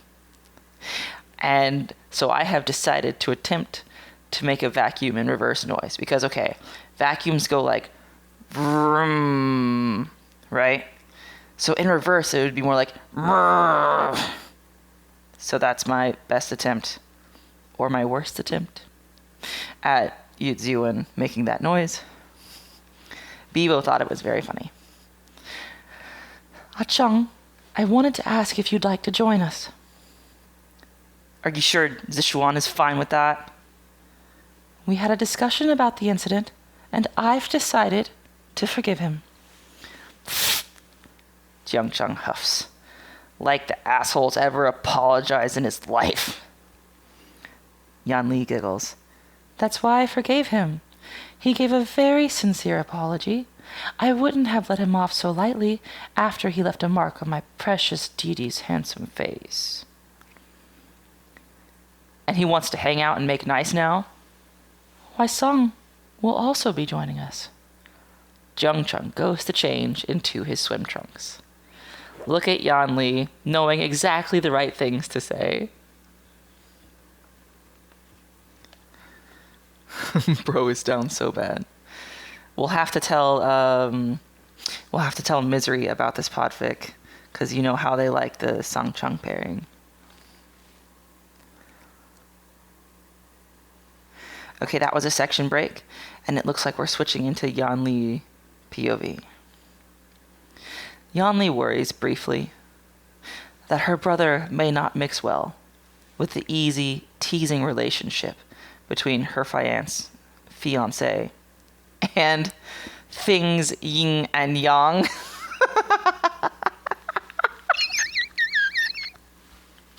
Okay, I need you to know that that phrase was capitalized. Things yin and yang. Like, that's so much better than thing 1 and thing 2.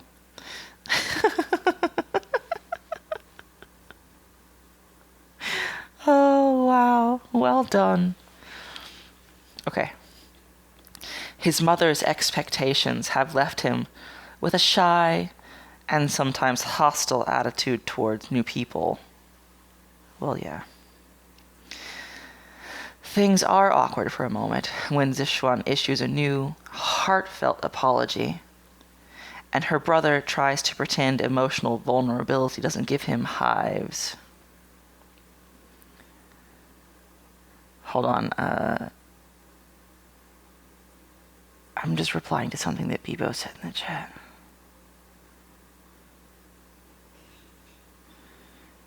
Okay.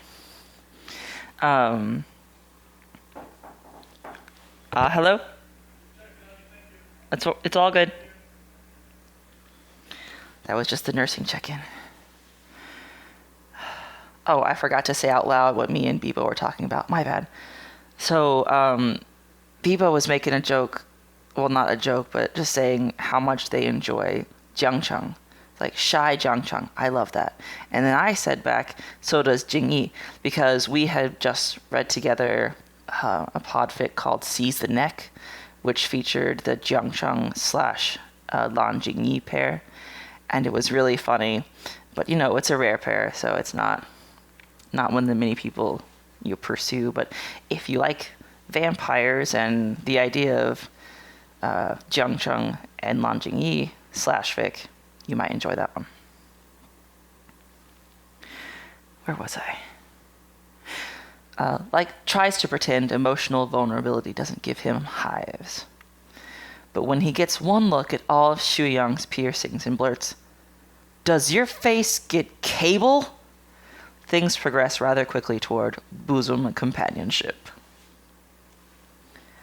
Xuanli watches with genuine delight as her little brother dunks Wei Wuxian under the water, only to be tackled by her cackling fiancé. It's so nice that the boys are getting along. Beside her on the sun lounger, Huaisong lazes in a designer cover-up, a pair of incomprehensibly expensive sunglasses perched on his nose. Bebo says all they needed was a little bit of peasant fun.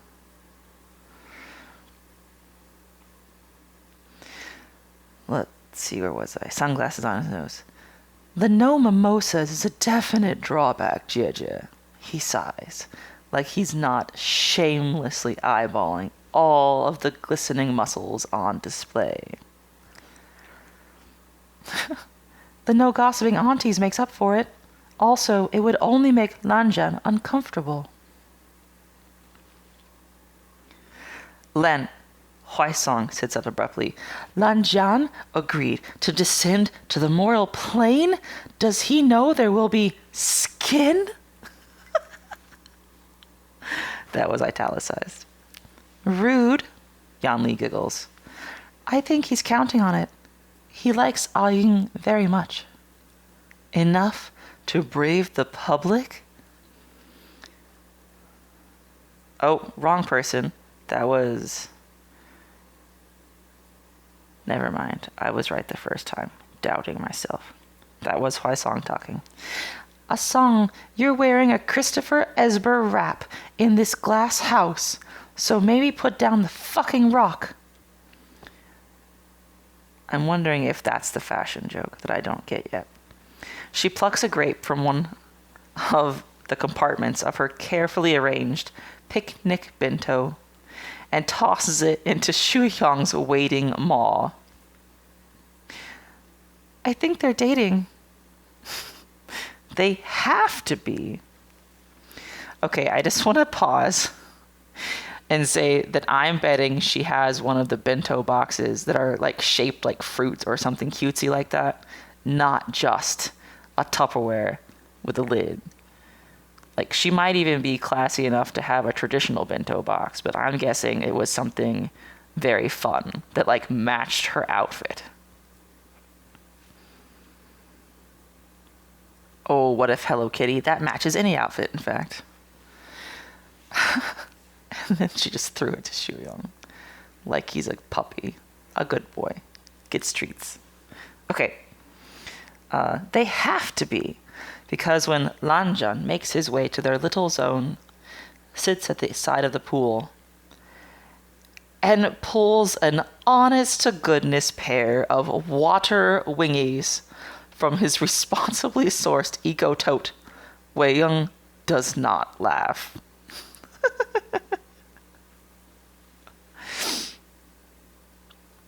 That's okay, Wei Wuxian. We will express the laughter for you. Instead, his whole expression softens, and his eyes go all melty. And he says, I'll be your pool floaty babe. Don't worry. I guess Lanjan never learned how to swim. And he stays very still while Lanjan, paragon of grace and social nobility, clambers into the pool using his shoulder as a steadying point and then just doesn't let go. Wei Wuxian stays there, arms crossed at the lip of the pool, chin resting on his arms, while Lanjan holds on like a baby koala, head pillowed on his boyfriend's shoulder. Help! It's so cute, I'm going to explode. I can't handle it. Oh, the next time you're in the mood for doing something chibi, you should draw that, Biwa. Lan Wangji is such a dork. Huaisong has never seen the Lan heir stick around for extended conversation before, always dipping out on some excuse when people perceived him for too long. Mood. That's so relatable. Oh my god. But every now and then he'll hum and duck his face into the other man's neck. And discussion rolls right along. And it's kind of nice. Huaisong thinks maybe there's a brand new person to add to his list of the socially tolerable. At some point, Zishuan gets tired of playing water war with Xuyang, and Jiangcheng leaves the pool to crawl in behind Yanli on her lounger, dampening her dress as he makes a show of burrowing into her presence. I am really enjoying all the physical affection these touch-starved dweebs are getting. Yeah. Obviously, Yanli is in charge of the entire group, and they know it. And I bet they terrorized every other person at the community pool that day into just leaving and letting the chaos happen.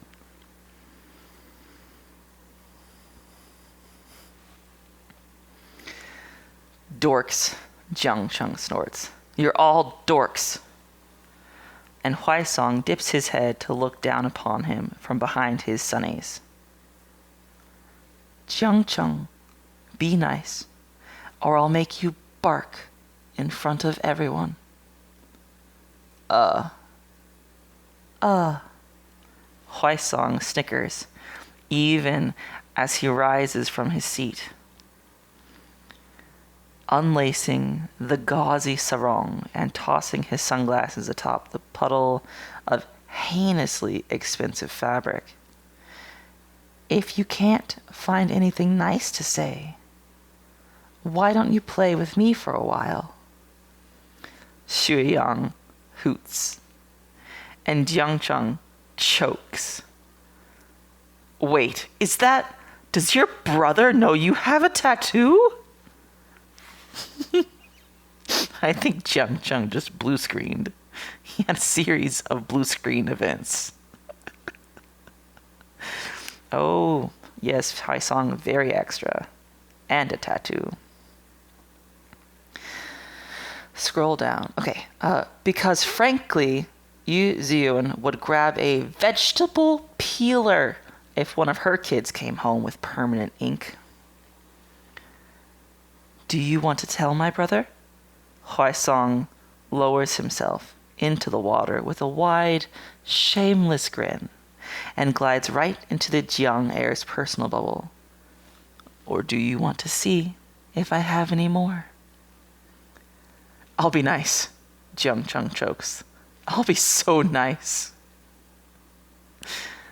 I'm going to venture onto a limb and say that Jiang Yanli and Nia Huaisong metaphorically attended the same school of soft doming. Because they've both got that aura. And methods. Okay, so Jiang Chang was just like, I'll be so nice. And only coughs a little when Shuiyang nails him with a targeted jet of water. Just don't be a bitch to the baby. He's sensitive. Zixuan, for his part, has mostly tuned them all out in favor of applying sunscreen to the creamy expanse of Jiang Yanli's back. Who's the baby? He arches a brow at his friend, basking in the absolute safety of their shit-talking community bubble. I had to buy you lollipops so you'd go to urgent care when you needed stitches. There is literally no other motivation not to do that myself. Hepatitis. Weak, baby. You are weak. Okay, you can mock. But Shuiyang does not finish. Because Lanjan, cheeks puffed to a comical degree, tugs him underwater by the ankle. And that's the end of the chapter.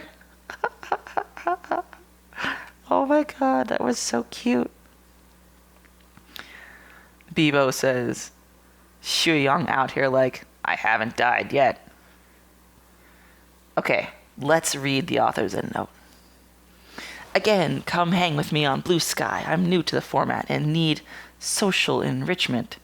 Sorry, author, I'm not there. I'm only on Tumblr. Bibo says they will add you. Bibo is doing the Blue Sky. Bibo has a much bigger social media presence than I do. I hope you enjoyed the update. Actual discussion on Huaisong's fashion choices. 4/29/23, 8:56 p.m. E. I'm genuinely Googling disgustingly expensive designer sarongs for Huaisong. I'm screaming. An article describing a sheer wrap as a summer wardrobe investment. This is the most intensely Huaisong thing I have ever read. 8:58 p.m. This is all caps. Partially recycled sheer chiffon. Help. That was partially capitalized. You know. Lowercase HEL capital P. When you really need help. 8:59 p.m. Holy F, it's comparatively cheap. That was spelled E with 2 F's and all caps. 8:59 p.m. The Christopher Esper Maxi is usually $490 US. It is sheer fabric, motherfucker. That was MF. But it would be pretty on him. 9 p.m. 860. Learn a skill, you ass. The L in learn was lowercase there. At this point, Rai said, "Pics or it didn't happen." And a nightmarish designer slideshow began, while I cried, in pour. Also bonus, I need you to know that I wrote and deleted. Why weren't you my mother? Your father's a mountain. I go for obedient fops. Close to Yanli disclosing that Zixuan whimpers. BRB. I go for obedient fops. Okay. Now I want to know what the Christopher Esber Maxi looks like. This many years later. I think Zishuan deserves to whimper happily.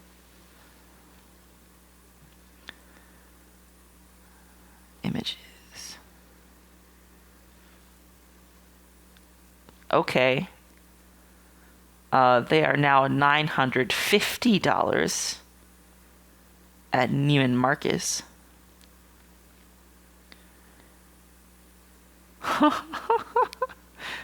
Some of the colors are pretty. I really like this purple one. Are you looking them up too, Bebo?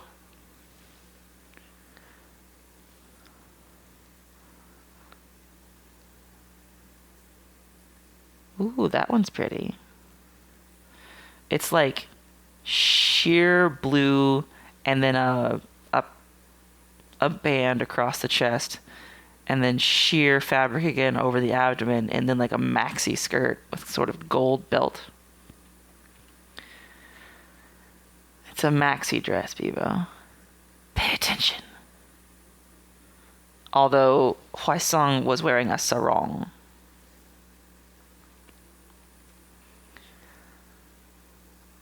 Let's change the search to sarong.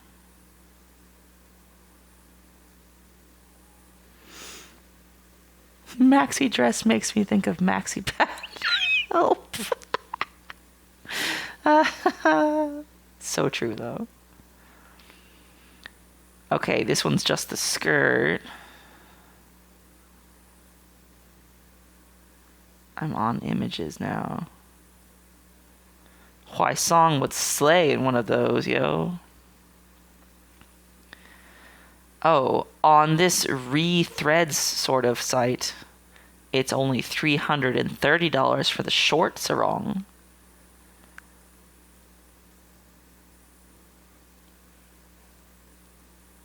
The long sarong's a little bit more expensive.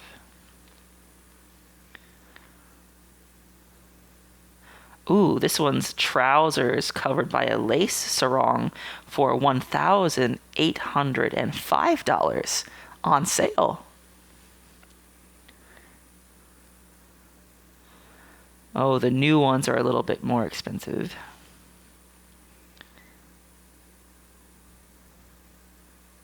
They're like closer to $500. But if you go to Etsy, you can get a handmade cotton sarong for $16.28. You can pretend to be a rich bitch about it.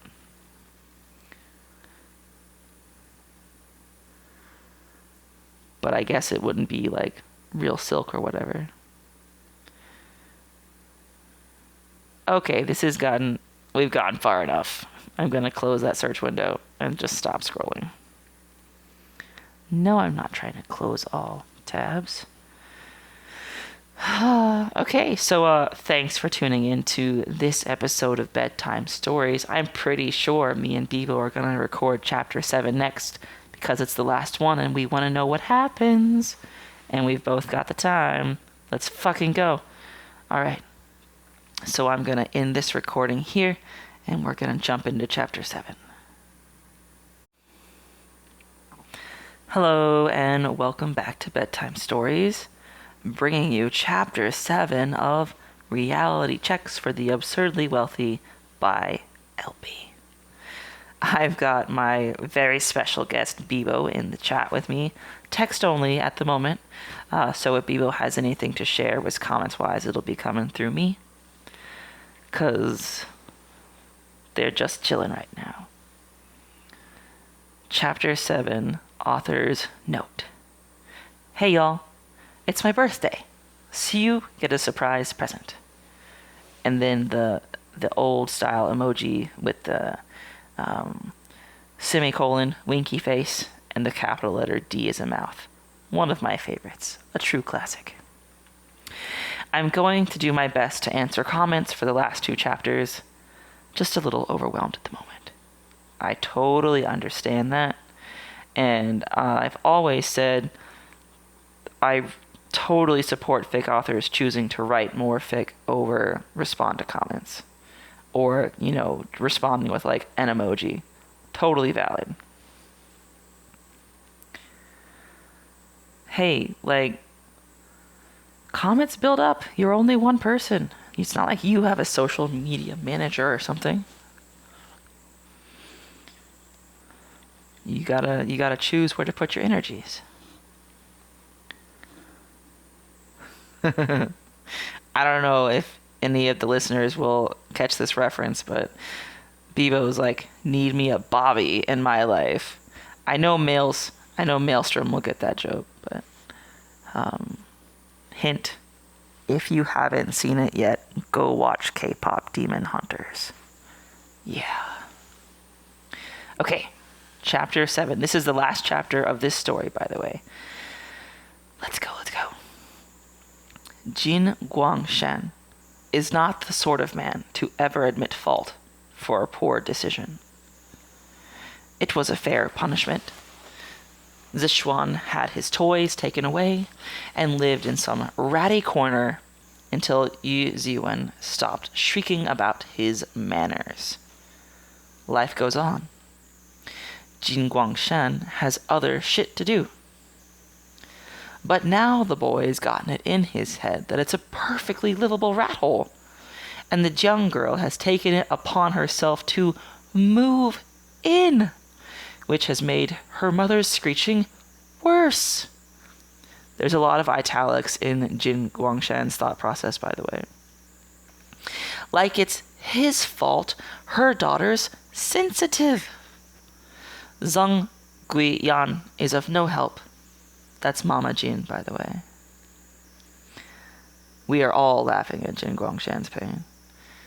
She's gone from passive-aggressive huffing over breakfast and categorically refusing to take his arm in public to chirping happily to her ridiculous book club about how their son is thriving emotionally. Thriving emotionally, of course, means that he insists on making a spectacle of himself, slumming around with hooligans and engaging in ridiculous hipster art shows full of gossiping women. It's hard to know which part of that sentence Jin Guangshan finds more offensive. Somehow, he's become the hero in all of this, while his father has come off as unreasonable. A headache is what it is. So when Guiyan waltzes by with her son on FaceTime, he sighs and says,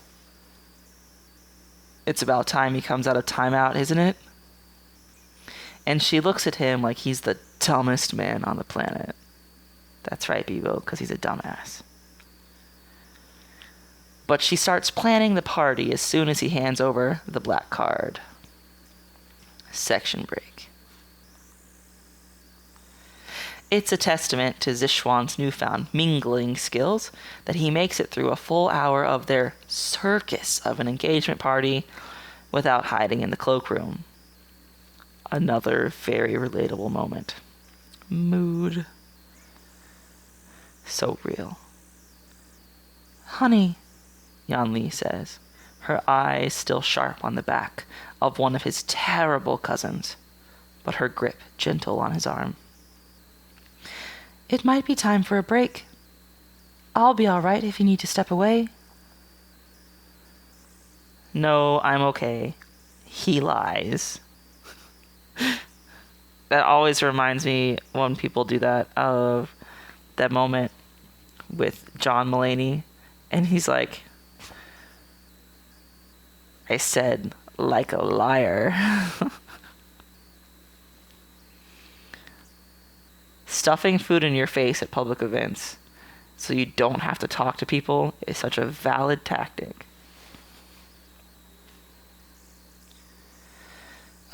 "No, I'm okay," he lies.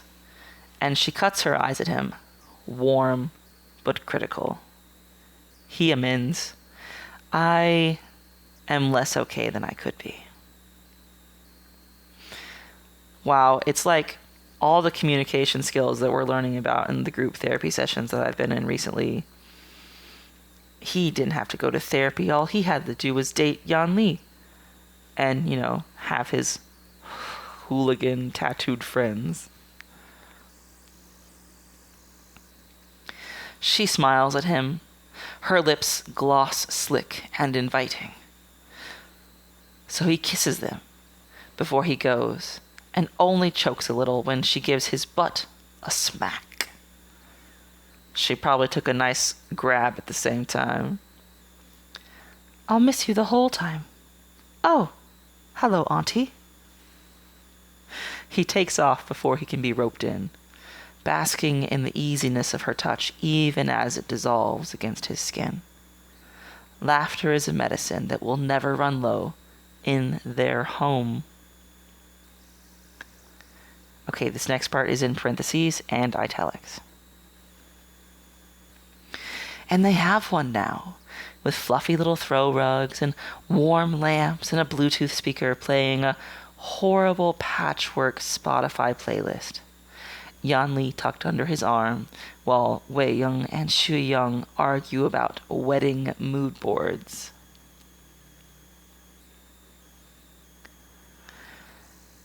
And it's with that thought in mind that he heads first for the bar, where Wei Ying has volunteered himself because, for all that he loves a party, he's not missing out on this many rich people tips. Nice. I'm surprised Xuanli ain't right there with him. He hesitates bar side. Oh, I forgot to mention that rich people tips was all capitalized. He hesitates bar side as Wei Ying smiles and does a fancy flipping trick with a bottle of Courvoisier. I don't know, man. That would give Zishuan's father hives. His hands move with pure artistic efficiency as he finishes up the drink, hands it off to what is either an influencer or another of Zishuan's cousins, and grins when she pulls a 20 from between her boobs to slide across the counter. That's nasty, Zishuan says, as soon as she wobbles off to find her friends. Lanjian has one of those little UV sanitizer vaults. I'm decontaminating my tips before I roll around in them. You look a little green. Do you want a ginger ale? And a lobotomy. Okay, it sounds like floor time. Come around. Around the bar? It's furniture, man, not a force field. Come bond with me. I have snacks. Psst, psst, psst, psst. Scooby snacks. So Zishuan does. He skirts the bar and plops down on the floor by his best friend's shins, back against a cabinet. He breathes deeply and gives Wei Ying a wobbly smile. You're great, you know that? Bebo would like me to relay the following comment. Scooby-Dooby-Doo, where are you? We got some things to do now. The noise from the crowd isn't less here, but it's infinitely more tolerable as he enjoys not being part of it. Sweetens up a little when Wei Ying hands him a jar of maraschino cherries and pats the top of his head. Oh, he's getting head pats. Sometimes floor time really is the solution, okay? And that's a section break.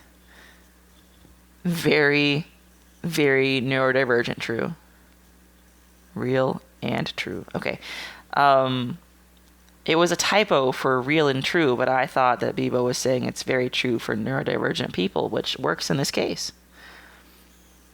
I also like hardwood floors. There's just something about them that is better than linoleum for floor time. Yeah. I'm starting to be too old to be able to do floor time, so instead I just hide in dark rooms.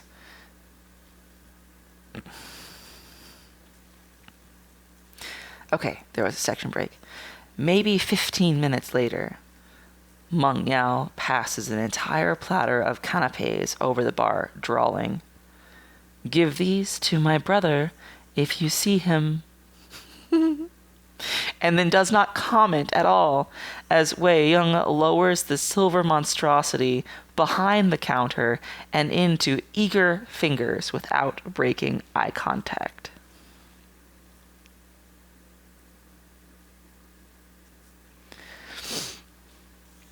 So Zixuan feels pretty emotionally supported. Wei Young mixes drinks and puts on a show, carrying a meandering conversation every chance he gets, entirely unbothered that his friend is on the floor, wrapping sugar-soaked cherries in pillowy blinis as he laments having more cousins than common sense. I think a blini is a type of pastry with cream, but I am going to fact-check that.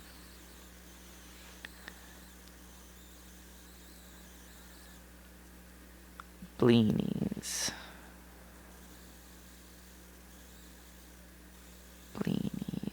They are Russian pancakes.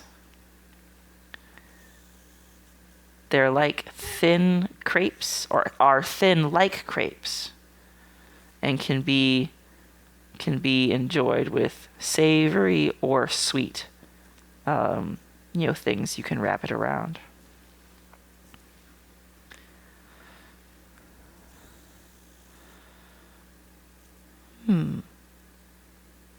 This recipe has them made out of buckwheat.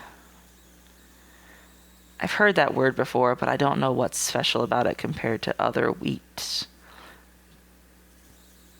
But apparently it's common in Russian and Ukrainian cooking. I don't need to know what buckwheat is. Yes, I do.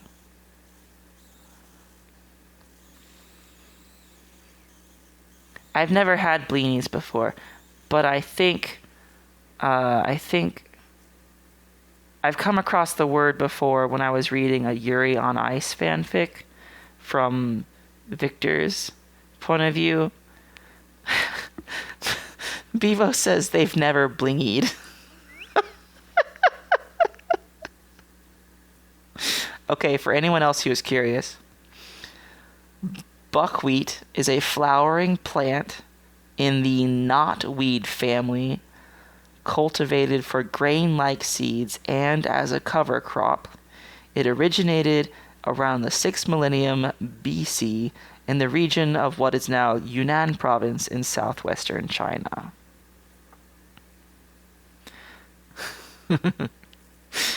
Bro has so much chi, he turned into a plant. It must have been Shenyuan. Okay, now I'm going to stop this research spiral because I want to go back to the story. But blini sounds yummy. I'm not actually sure I'm saying that word correctly, but I'm not looking it up. I'm fucking looking it up. I forgot to look up pronunciation.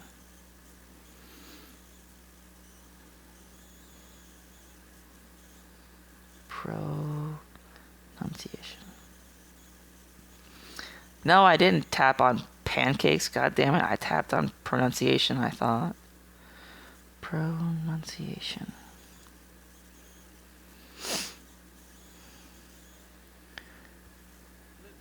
Blini. It is a blini.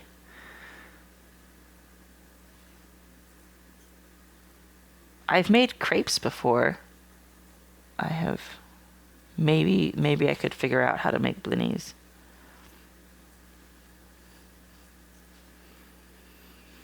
Traditionally, actually, I'm glad I looked this up because it says that blinis are traditionally served with melted butter, sour cream, and caviar or smoked salmon. It's actually made of buckwheat flour and yeast. I don't know how I feel about caviar for real, but I find the idea revolting. However, the smoked salmon sounds like it could be really tasty.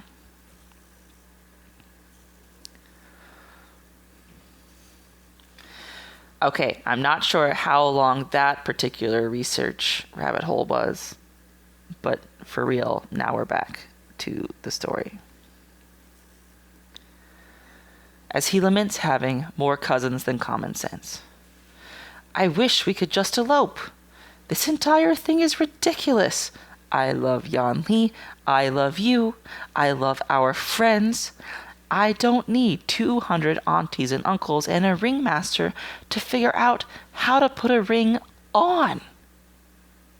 Nice pun.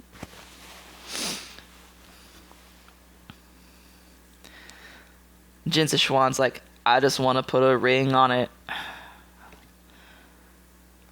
Ha! Speaking of the ringmaster, I haven't met your dad yet. You're welcome. Bibo says, all the single ladies. All the single ladies.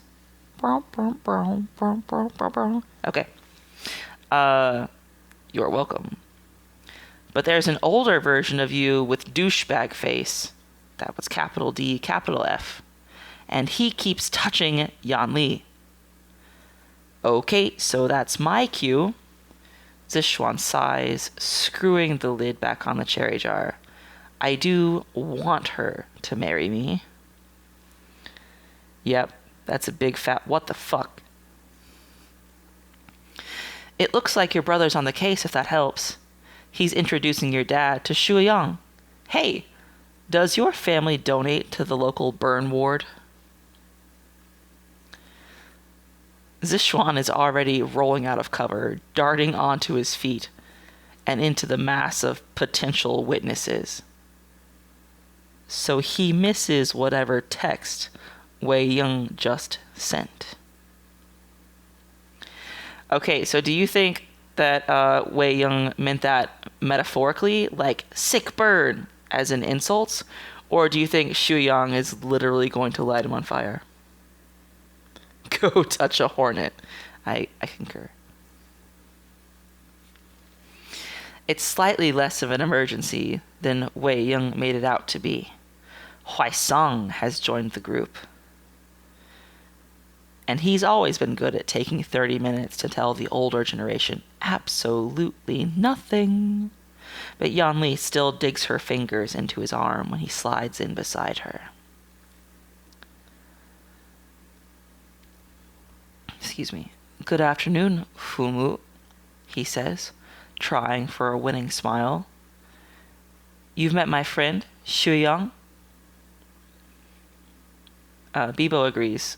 Shuiyang should light him on fire. The look in his father's eyes is clear panic, and Zishuan can't help but grin as Shuiyang chirps. I was just telling your dad what cute butts you and Ah Yao have. The look in his father's eyes is clear panic, and Zishuan can't help. Oops, I already read that part. Okay. And because this is an argument they have had repeatedly, Zishuan blurts, Ali says mine is cuter, but I think she's biased. Besides, you've seen Wei Yung's.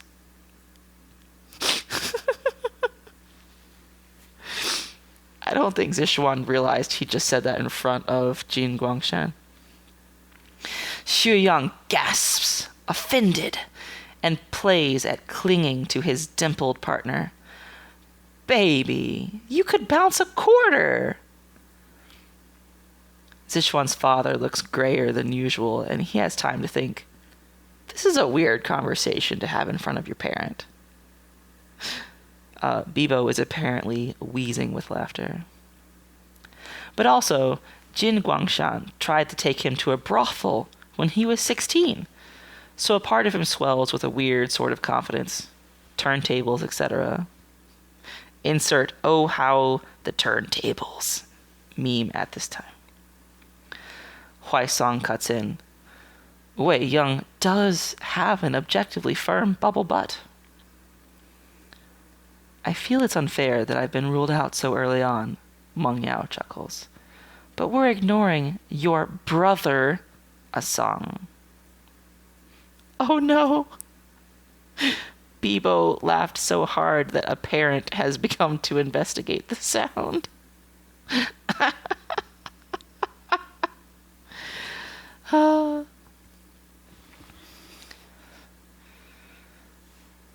I would like everyone knowing who is potentially concerned about the fact that Bebo is, in a housing situation involving parental units, that Bebo is of age and living with parents for financial reasons. Please don't be concerned about me corrupting minors with fics from AO3.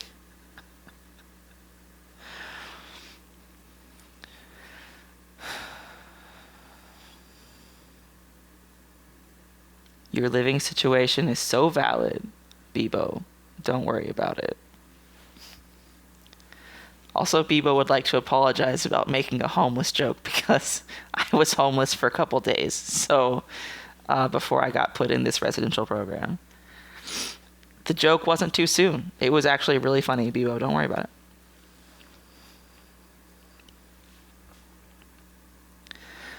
it. Meng Yao. But we're ignoring your brother, Asong. This again. Oh no, that wasn't a that was a ugh. This again. Dage, come here. I am proving a point. And Mingju, bless him, visibly sighs before sauntering through the crowd to join them. Asong, he says, flexing, turning, Huaisong says, and then gestures with both hands at his brother's admirable backside. Look, all I'm saying is that it's a nice butt, but a lot of effort. There is an ass to effort ratio. That is capital A and capital E. Obviously, Mingju has the best ass. Bubble fucking butt. You bet. Zishin, for his part, stands a safe distance away, trying not to snort sparkling water. Zishuan's father rushes out a half-coherent excuse and beats a wise retreat. How were the Lan left out of this discussion? I feel like if Wei Young had been involved in this discussion, he would have been saying that, Lan Wangji obviously has the best butt in the entire room. And of course, Lan Zhan would have been saying, no, it's Wei Young. That would have made it even more awkward. They should have involved them in the conversation for maximum awkward. But, Wei Young's busy at the bar, and did Lan Zhan even come to the party? Who knows?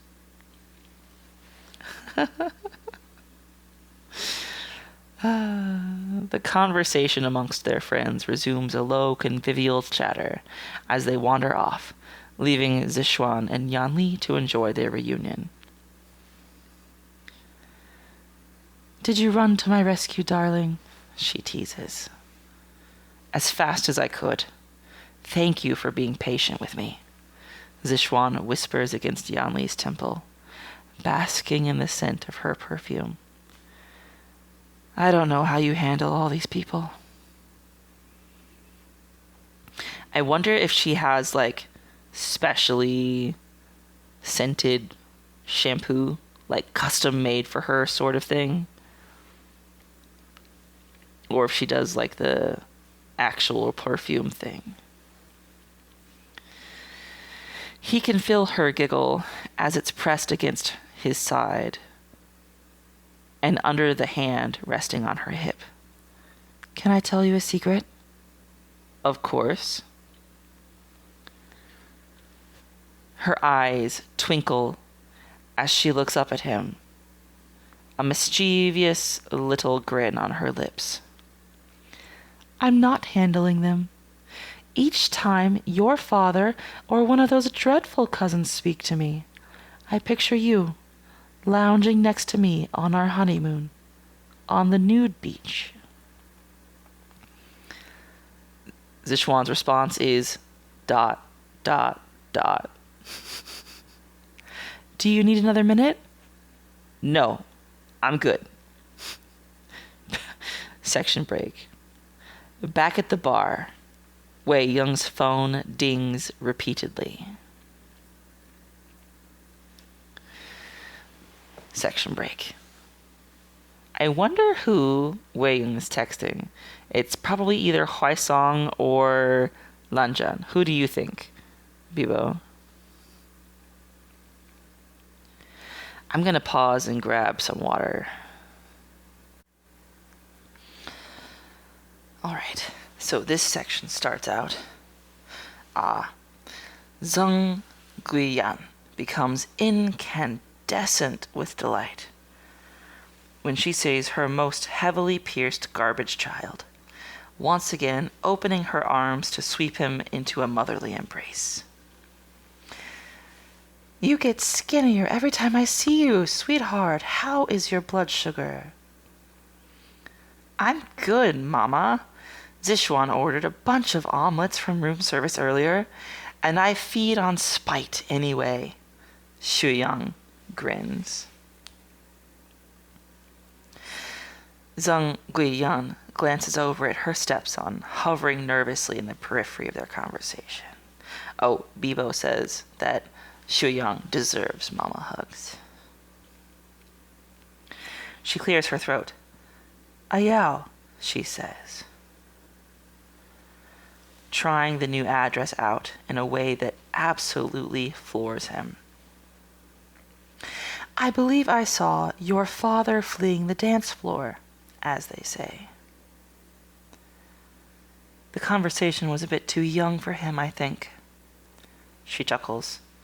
Yes, of course, as things so often are. I hope your introduction wasn't too uncomfortable, Ayong.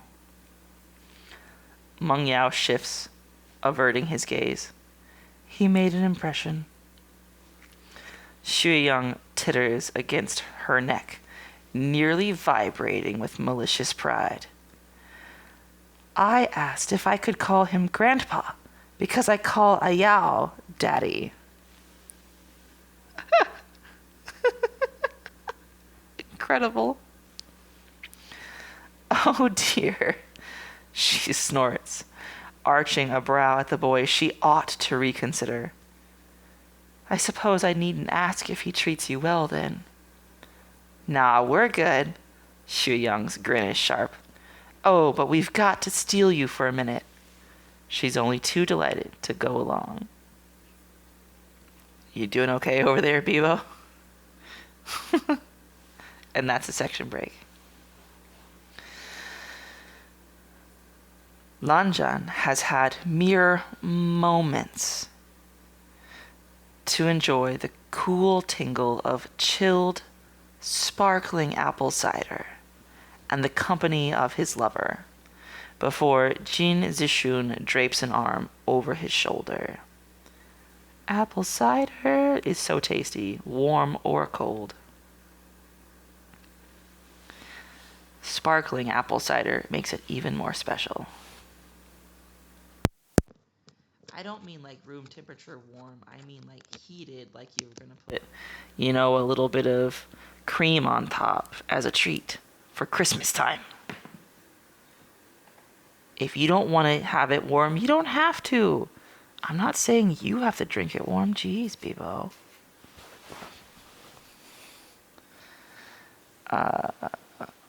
Oh, and here's Jin Zishun, putting himself where he's not wanted, which is everywhere. Some party, huh? Though the guest list leaves a bit to be desired. Wei Yung gives him the flattest possible look before returning to the assembly of something neon-colored and possibly toxic. Lanjan does not know why this is happening, but he would like it to stop. Okay, I'm gonna back up and tell you that sentence is the most relatable shit I have ever read and is pretty much my constant mode in public when people that I don't know and don't have any reason to be speaking to start talking to me. I don't know why this is happening, and I would like it to stop. I mean, these new friends. Have you gotten a load of them? Lan Zhan locks eyes with Wei Ying, whose fingers twitch toward the soda gun. Subtly, the youngest of the Lan shakes his head. This is his good deed for the month. That was all caps, by the way. Wei, not like all caps, like every word was capitalized. Yeah. Wei Ying admires him for it. His one good deed. He portions them out. He keeps track of them too, I bet, on a spreadsheet or something. All I did was tell a joke, about Zishuan being whipped. He accompanies this with the sound and motion of whip crack, and an insufferably self-satisfied grin. What a jackass. Ew, Wei Ying mumbles. Zishun does not notice. And Zishuan goes all gooey and asks Xuanli if she wants to try that. Can you believe it? Ugh. Oh, Lan Zhan says. That is interesting. Interesting? Zishuan snorts. Please, you prude, you'd pass out if you saw a girl naked. Well, to be fair, Lan Wangji is so gay, he might indeed pass out if he saw a girl naked, but it's not because he's a prude.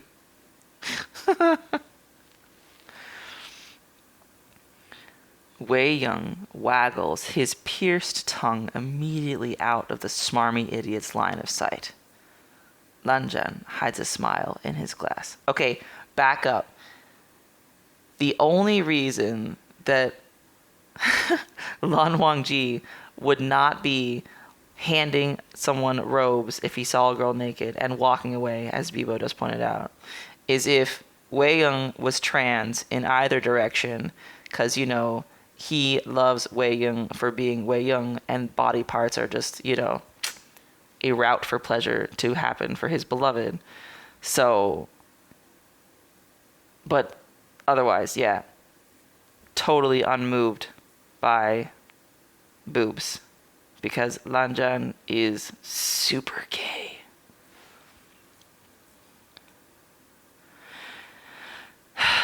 Where was I?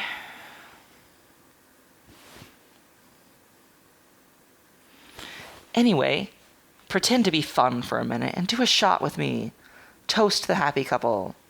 Or are you still too good for my uncle's liquor?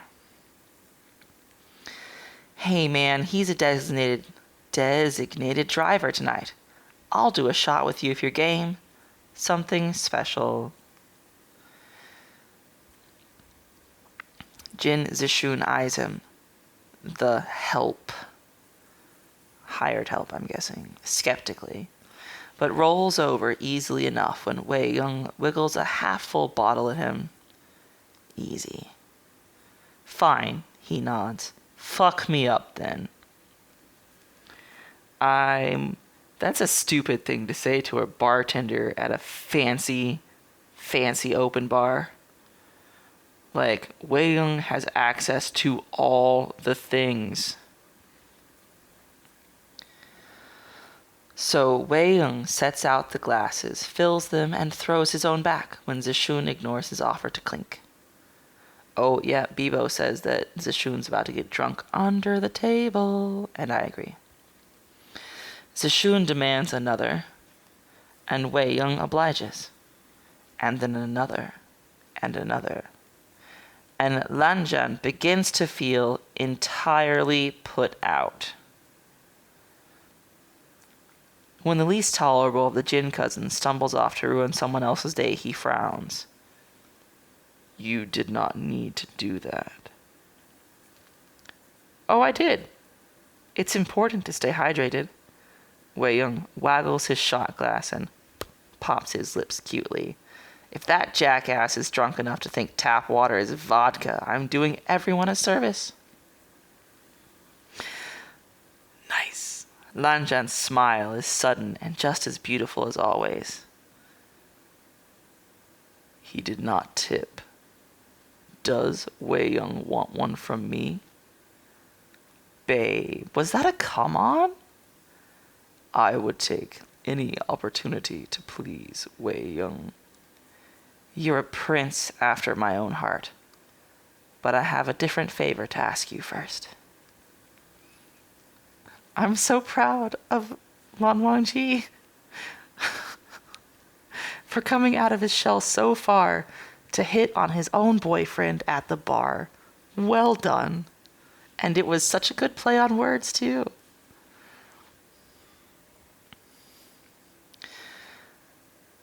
Bebo's like, Ayo. I'm dying. Oh. That would definitely count as exhibitionism, I think. Oh, Bebo said, what if Lan Zhan sucked him off under the bar? I'm like, I think they'd both enjoy that, but I feel like Lan Zhan's got to work up to it in this setting.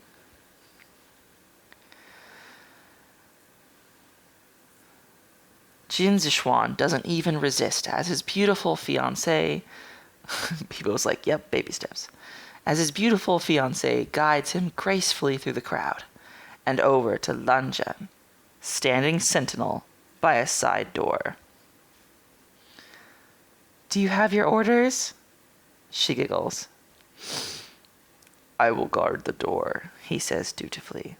Meng Yao will provide a distraction. Okay, but who was Wei Young texting? Who is marshalling the orders? I guess he wasn't texting Lan Zhan unless that was, hey, Lan Zhan, come over here and keep me company at the bar. Understood, she says firmly, and then breaks with a little giggle and a kiss to their friend's cheek. I'm thinking Xuanli has had a little bit of alcohol, because she's not usually quite that giggly. But it is her engagement party, Just inside the service corridor, he's greeted with the conspicuous gaggle of his favorite people in the world.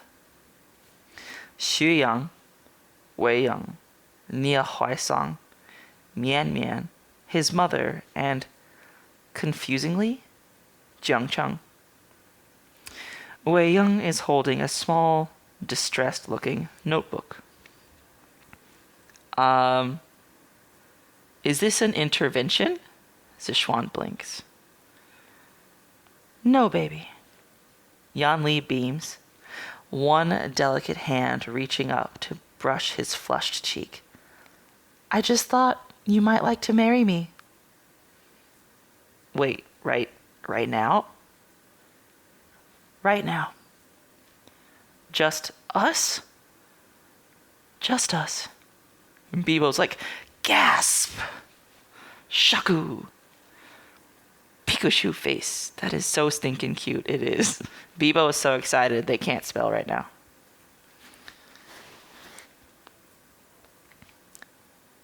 Don't we need a priest or... Surprise! Wei Young beams. I did paperwork and everything. I'm a licensed officiant. I bet if his hands weren't full of notebook, he would have been doing jazz hands for that one. Zixuan actually begins to tear up. I could kiss you right now. Me first. Then the others can argue amongst themselves. Ew, Jiang Cheng grunts. Mian Mian steps on his foot. So Xuanli has basically married Jin Zixuan, who she's going to top forever to his very great joy. And she's also brought into the household Wei Young, Xu Yang, and occasionally Nia Huaisang.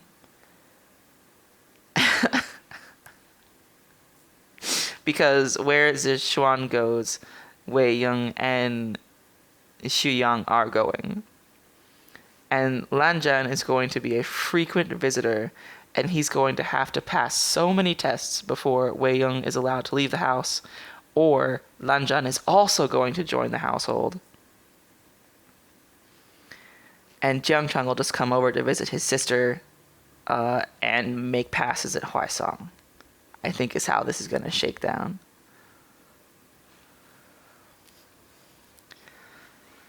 That was a section break, by the way. Bibo says, Wei Young secretly getting the officiant license is the best trope ever, and very lovely. Okay. Jiang Yanli is beautiful. Not perfect, probably. Maybe she's colorblind or something. But in all the ways that matter. He can't think of anything but how stupid lucky he is, and how much he loves her. Waiters weave past them, smiling and shaking their heads. Excuse me. Sorry, Xuyang says, then, hold on, is that candied? Yeah, gimme, thanks. Oh wait, I forgot to say Meng Yao would be part of the household too, because Xuyang and Meng Yao are an item now.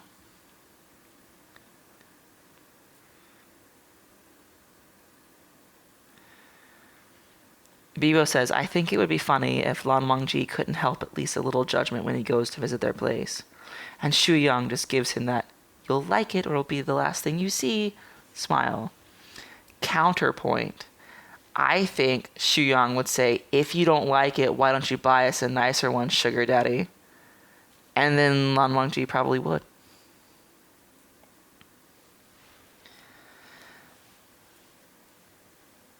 Sorry, Xuyang says. Then, hold on, is that candied? Yeah, gimme. Thanks. That's thanks with a tilde at the end. That's a special thanks. Wei Young clasps his shoulder gently, his tone warm as he reads off a speech about true love and personal growth, laundry detergent, and peanut butter. Crunchy versus smooth. That will make him cry every time he watches the recording from Huaisong's smartphone. Oh, did I say it wrong? Tilde? I'm not sure. Oh, I didn't say it wrong. You were just like not sure what I meant. Okay. Yeah, it's the little squiggle thing. It looks like a teeny tiny ocean wave. It's the mark you put over the N's in Spanish to make it Inye. It's not just a squiggly. No. Well, that's like people calling pound signs hashtags and not even knowing that pound sign is what it used to be. Or they'll be on the help menus and you're like, okay, push pound for this option. And the younger generations are like, what? Oh, that's a hashtag, that sort of thing. I guess if you hadn't been exposed to it, you wouldn't know that it has an official name. Okay. Okay, so Wei Young's doing a speech that's going to make him cry. Make him cry every time he watches the recording from Huaisong's smartphone. But mostly, he's just looking into the adoring eyes of the rest of his life and feeling like an unkillable giant as they both promise that they do with absolute certainty. Yanli's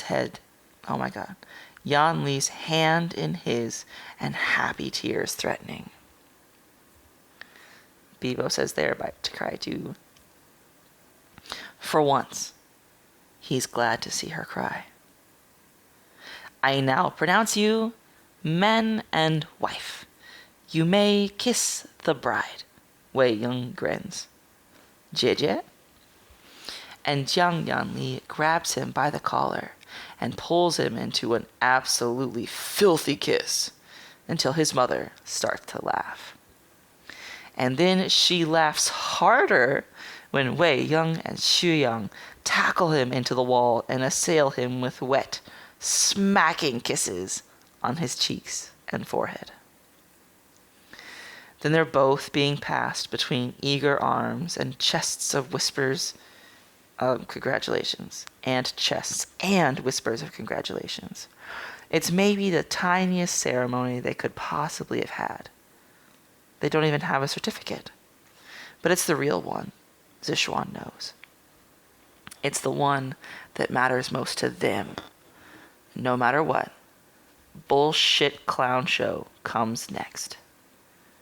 And it comes fast because several things happen at once.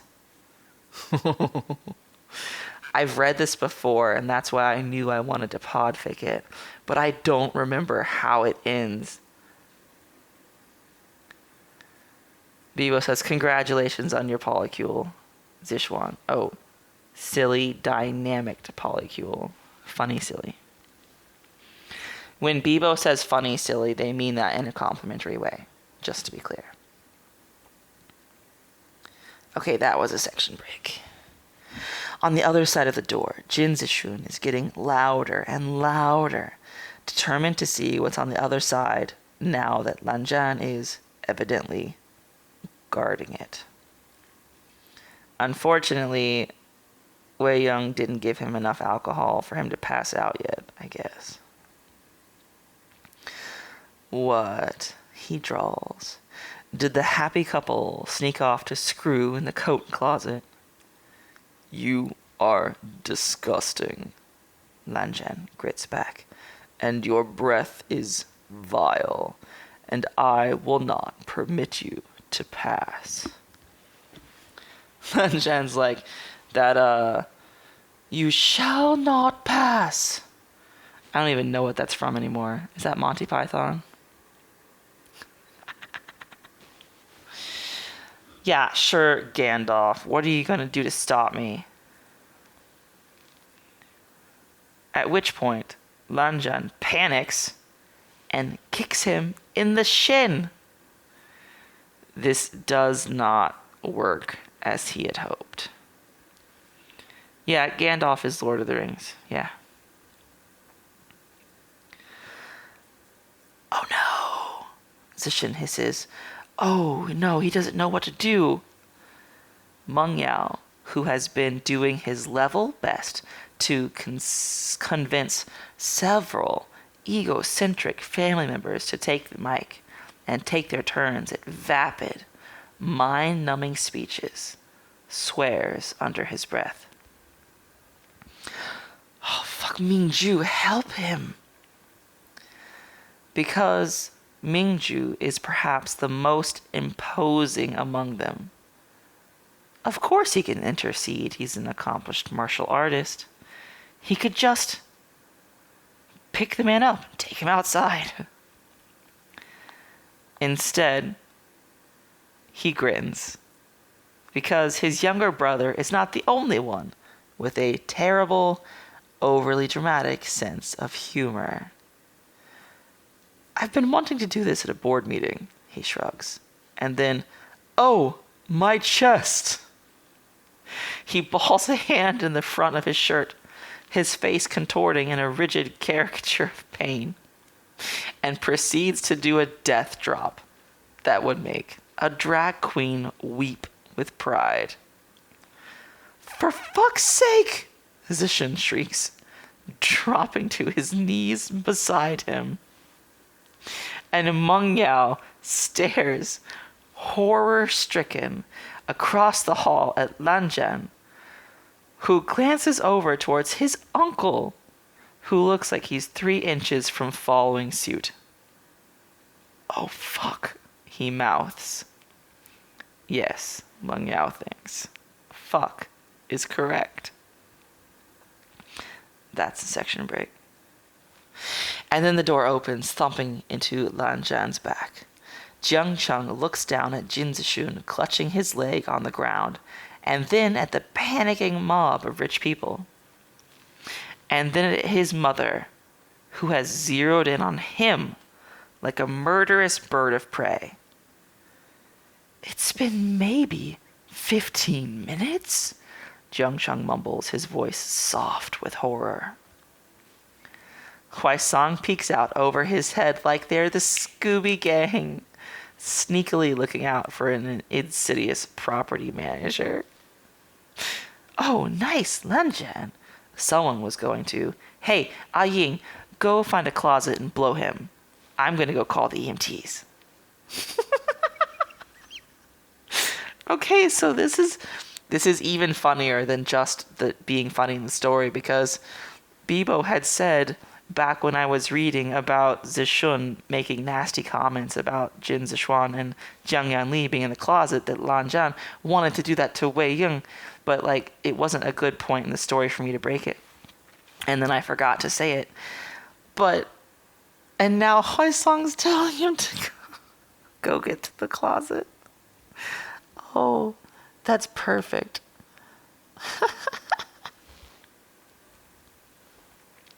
He darts off, abandoning his stricken lover entirely to the mercy, which is non-existent, of his swiftly approaching, pointy, designer-heeled mother.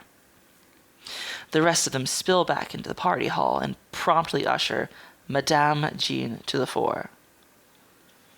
Ziwen, she smiles. Are you enjoying the party?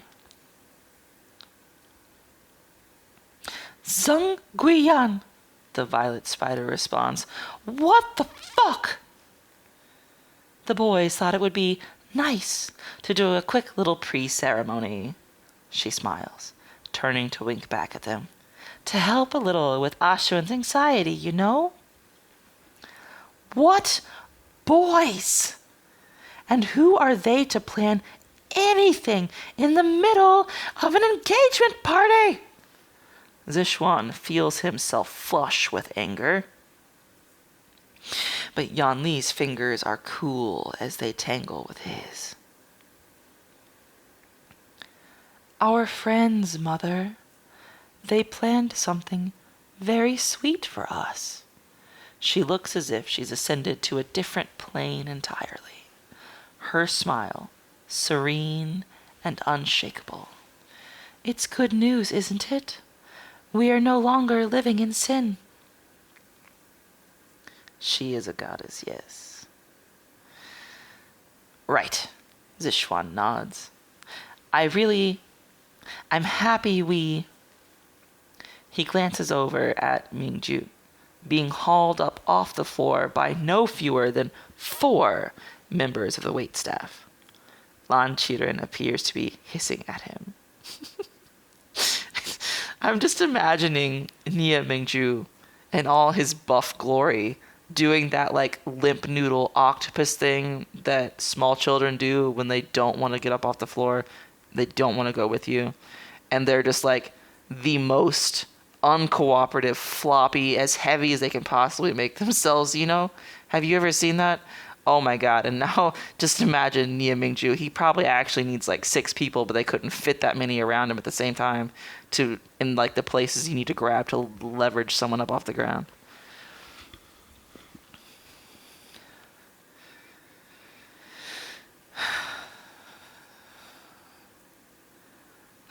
No one is helping Jin Zishun. I'm happy we did it. He swallows. I love her. So... Yan Li giggles at his awkward attempt to be brave at the most terrifying woman he's ever met. Her thumb brushes against the side of his hand. I'm so proud of him for getting those words out of his mouth to Yan Li's mother. Like, wow. No harm intended, Auntie. Really. Zishuan's a little antsy around crowds, so we figured we'd get it over with. Wei Ying's arm is a welcome weight, slung across his shoulders. Bing, bang, boom, Shui Yang adds, poking at Zishun with the toe of his boot until the man slaps him away. Lan Zhan herds him back toward the group. Lan Zhan is officially the chaos wrangler, apparently. expedience really was the best choice. We'll want to take the honeymoon sooner rather than later. Xuanli leans up on tiptoe, kissing her husband's cheek. Once I'm further along, it'll be harder to get around. And really, it's a good thing Huaisong among the EMTs, because Zishuan does pass out. But it's okay, mostly. Bibo is having the same response that Zishuan did. She's pregnant! But luckily, Bibo is not passing out. The party wraps up pretty quickly after that. Business associates and acquaintances trickling out as Xuanli cradles his head in her lap, fanning him with the custom bar menu. So, no disrespect or anything, Mian Man says to an increasingly fuchsia Yuan. But do you really want to put on a whole ass wedding for this? Mian. Oh, I like you, Shuiyang cackles. What's your phone number? And that's a section break. We're getting close to the end, friends.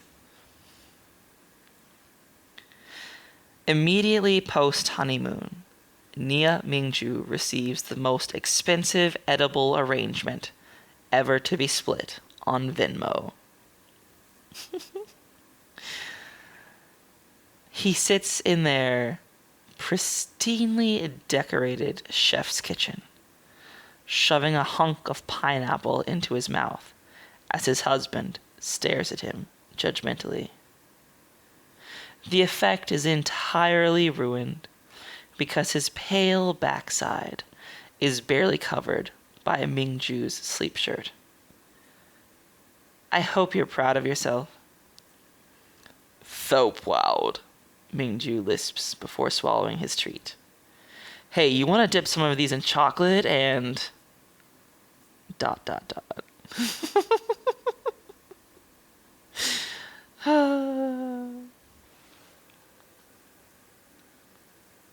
Authors in note. Mingju, entirely unprovoked. I don't know because the image broke. Oh, that's sad. Maybe I can host this image too, along with the text message ones, so you can have all your images back. Bibo can attest I'm a very good, responsible image hoster. I'm hosting one of Bibo's artworks for a Bang event on my Image BB account.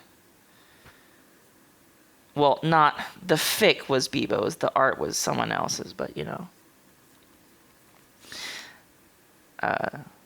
Which, thank you very much to Misery, if you ever listen to this podfic, for letting me know about Image BB, because it has been very handy. Okay, so, back to the authors in note. I have no idea what to work on next. Tears. Please come have an opinion at me.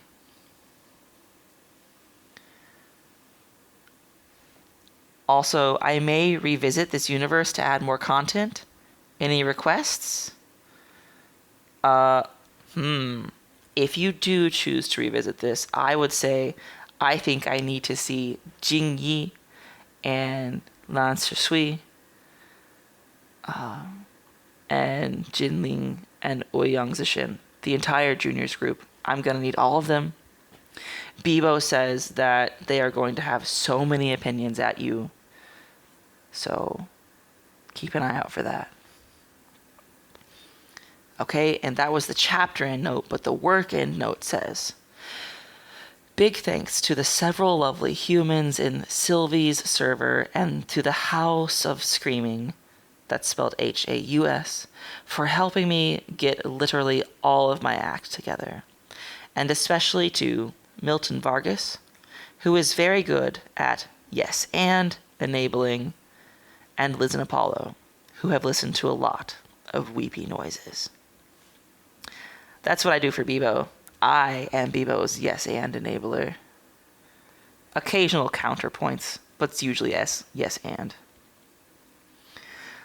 So, that is the end of chapter 7 and the end of this fic. That's another one of my early started podfics early in my podfic career, finally finished. So congratulations. Ta-da! Yay us. Thank you very much to Elpie for giving me permission way back when to podfic this. I've enjoyed it so much. And Bebo has too. So thanks for tuning in to this episode of Bedtime Stories, y'all. And now we have to go pick what to read next.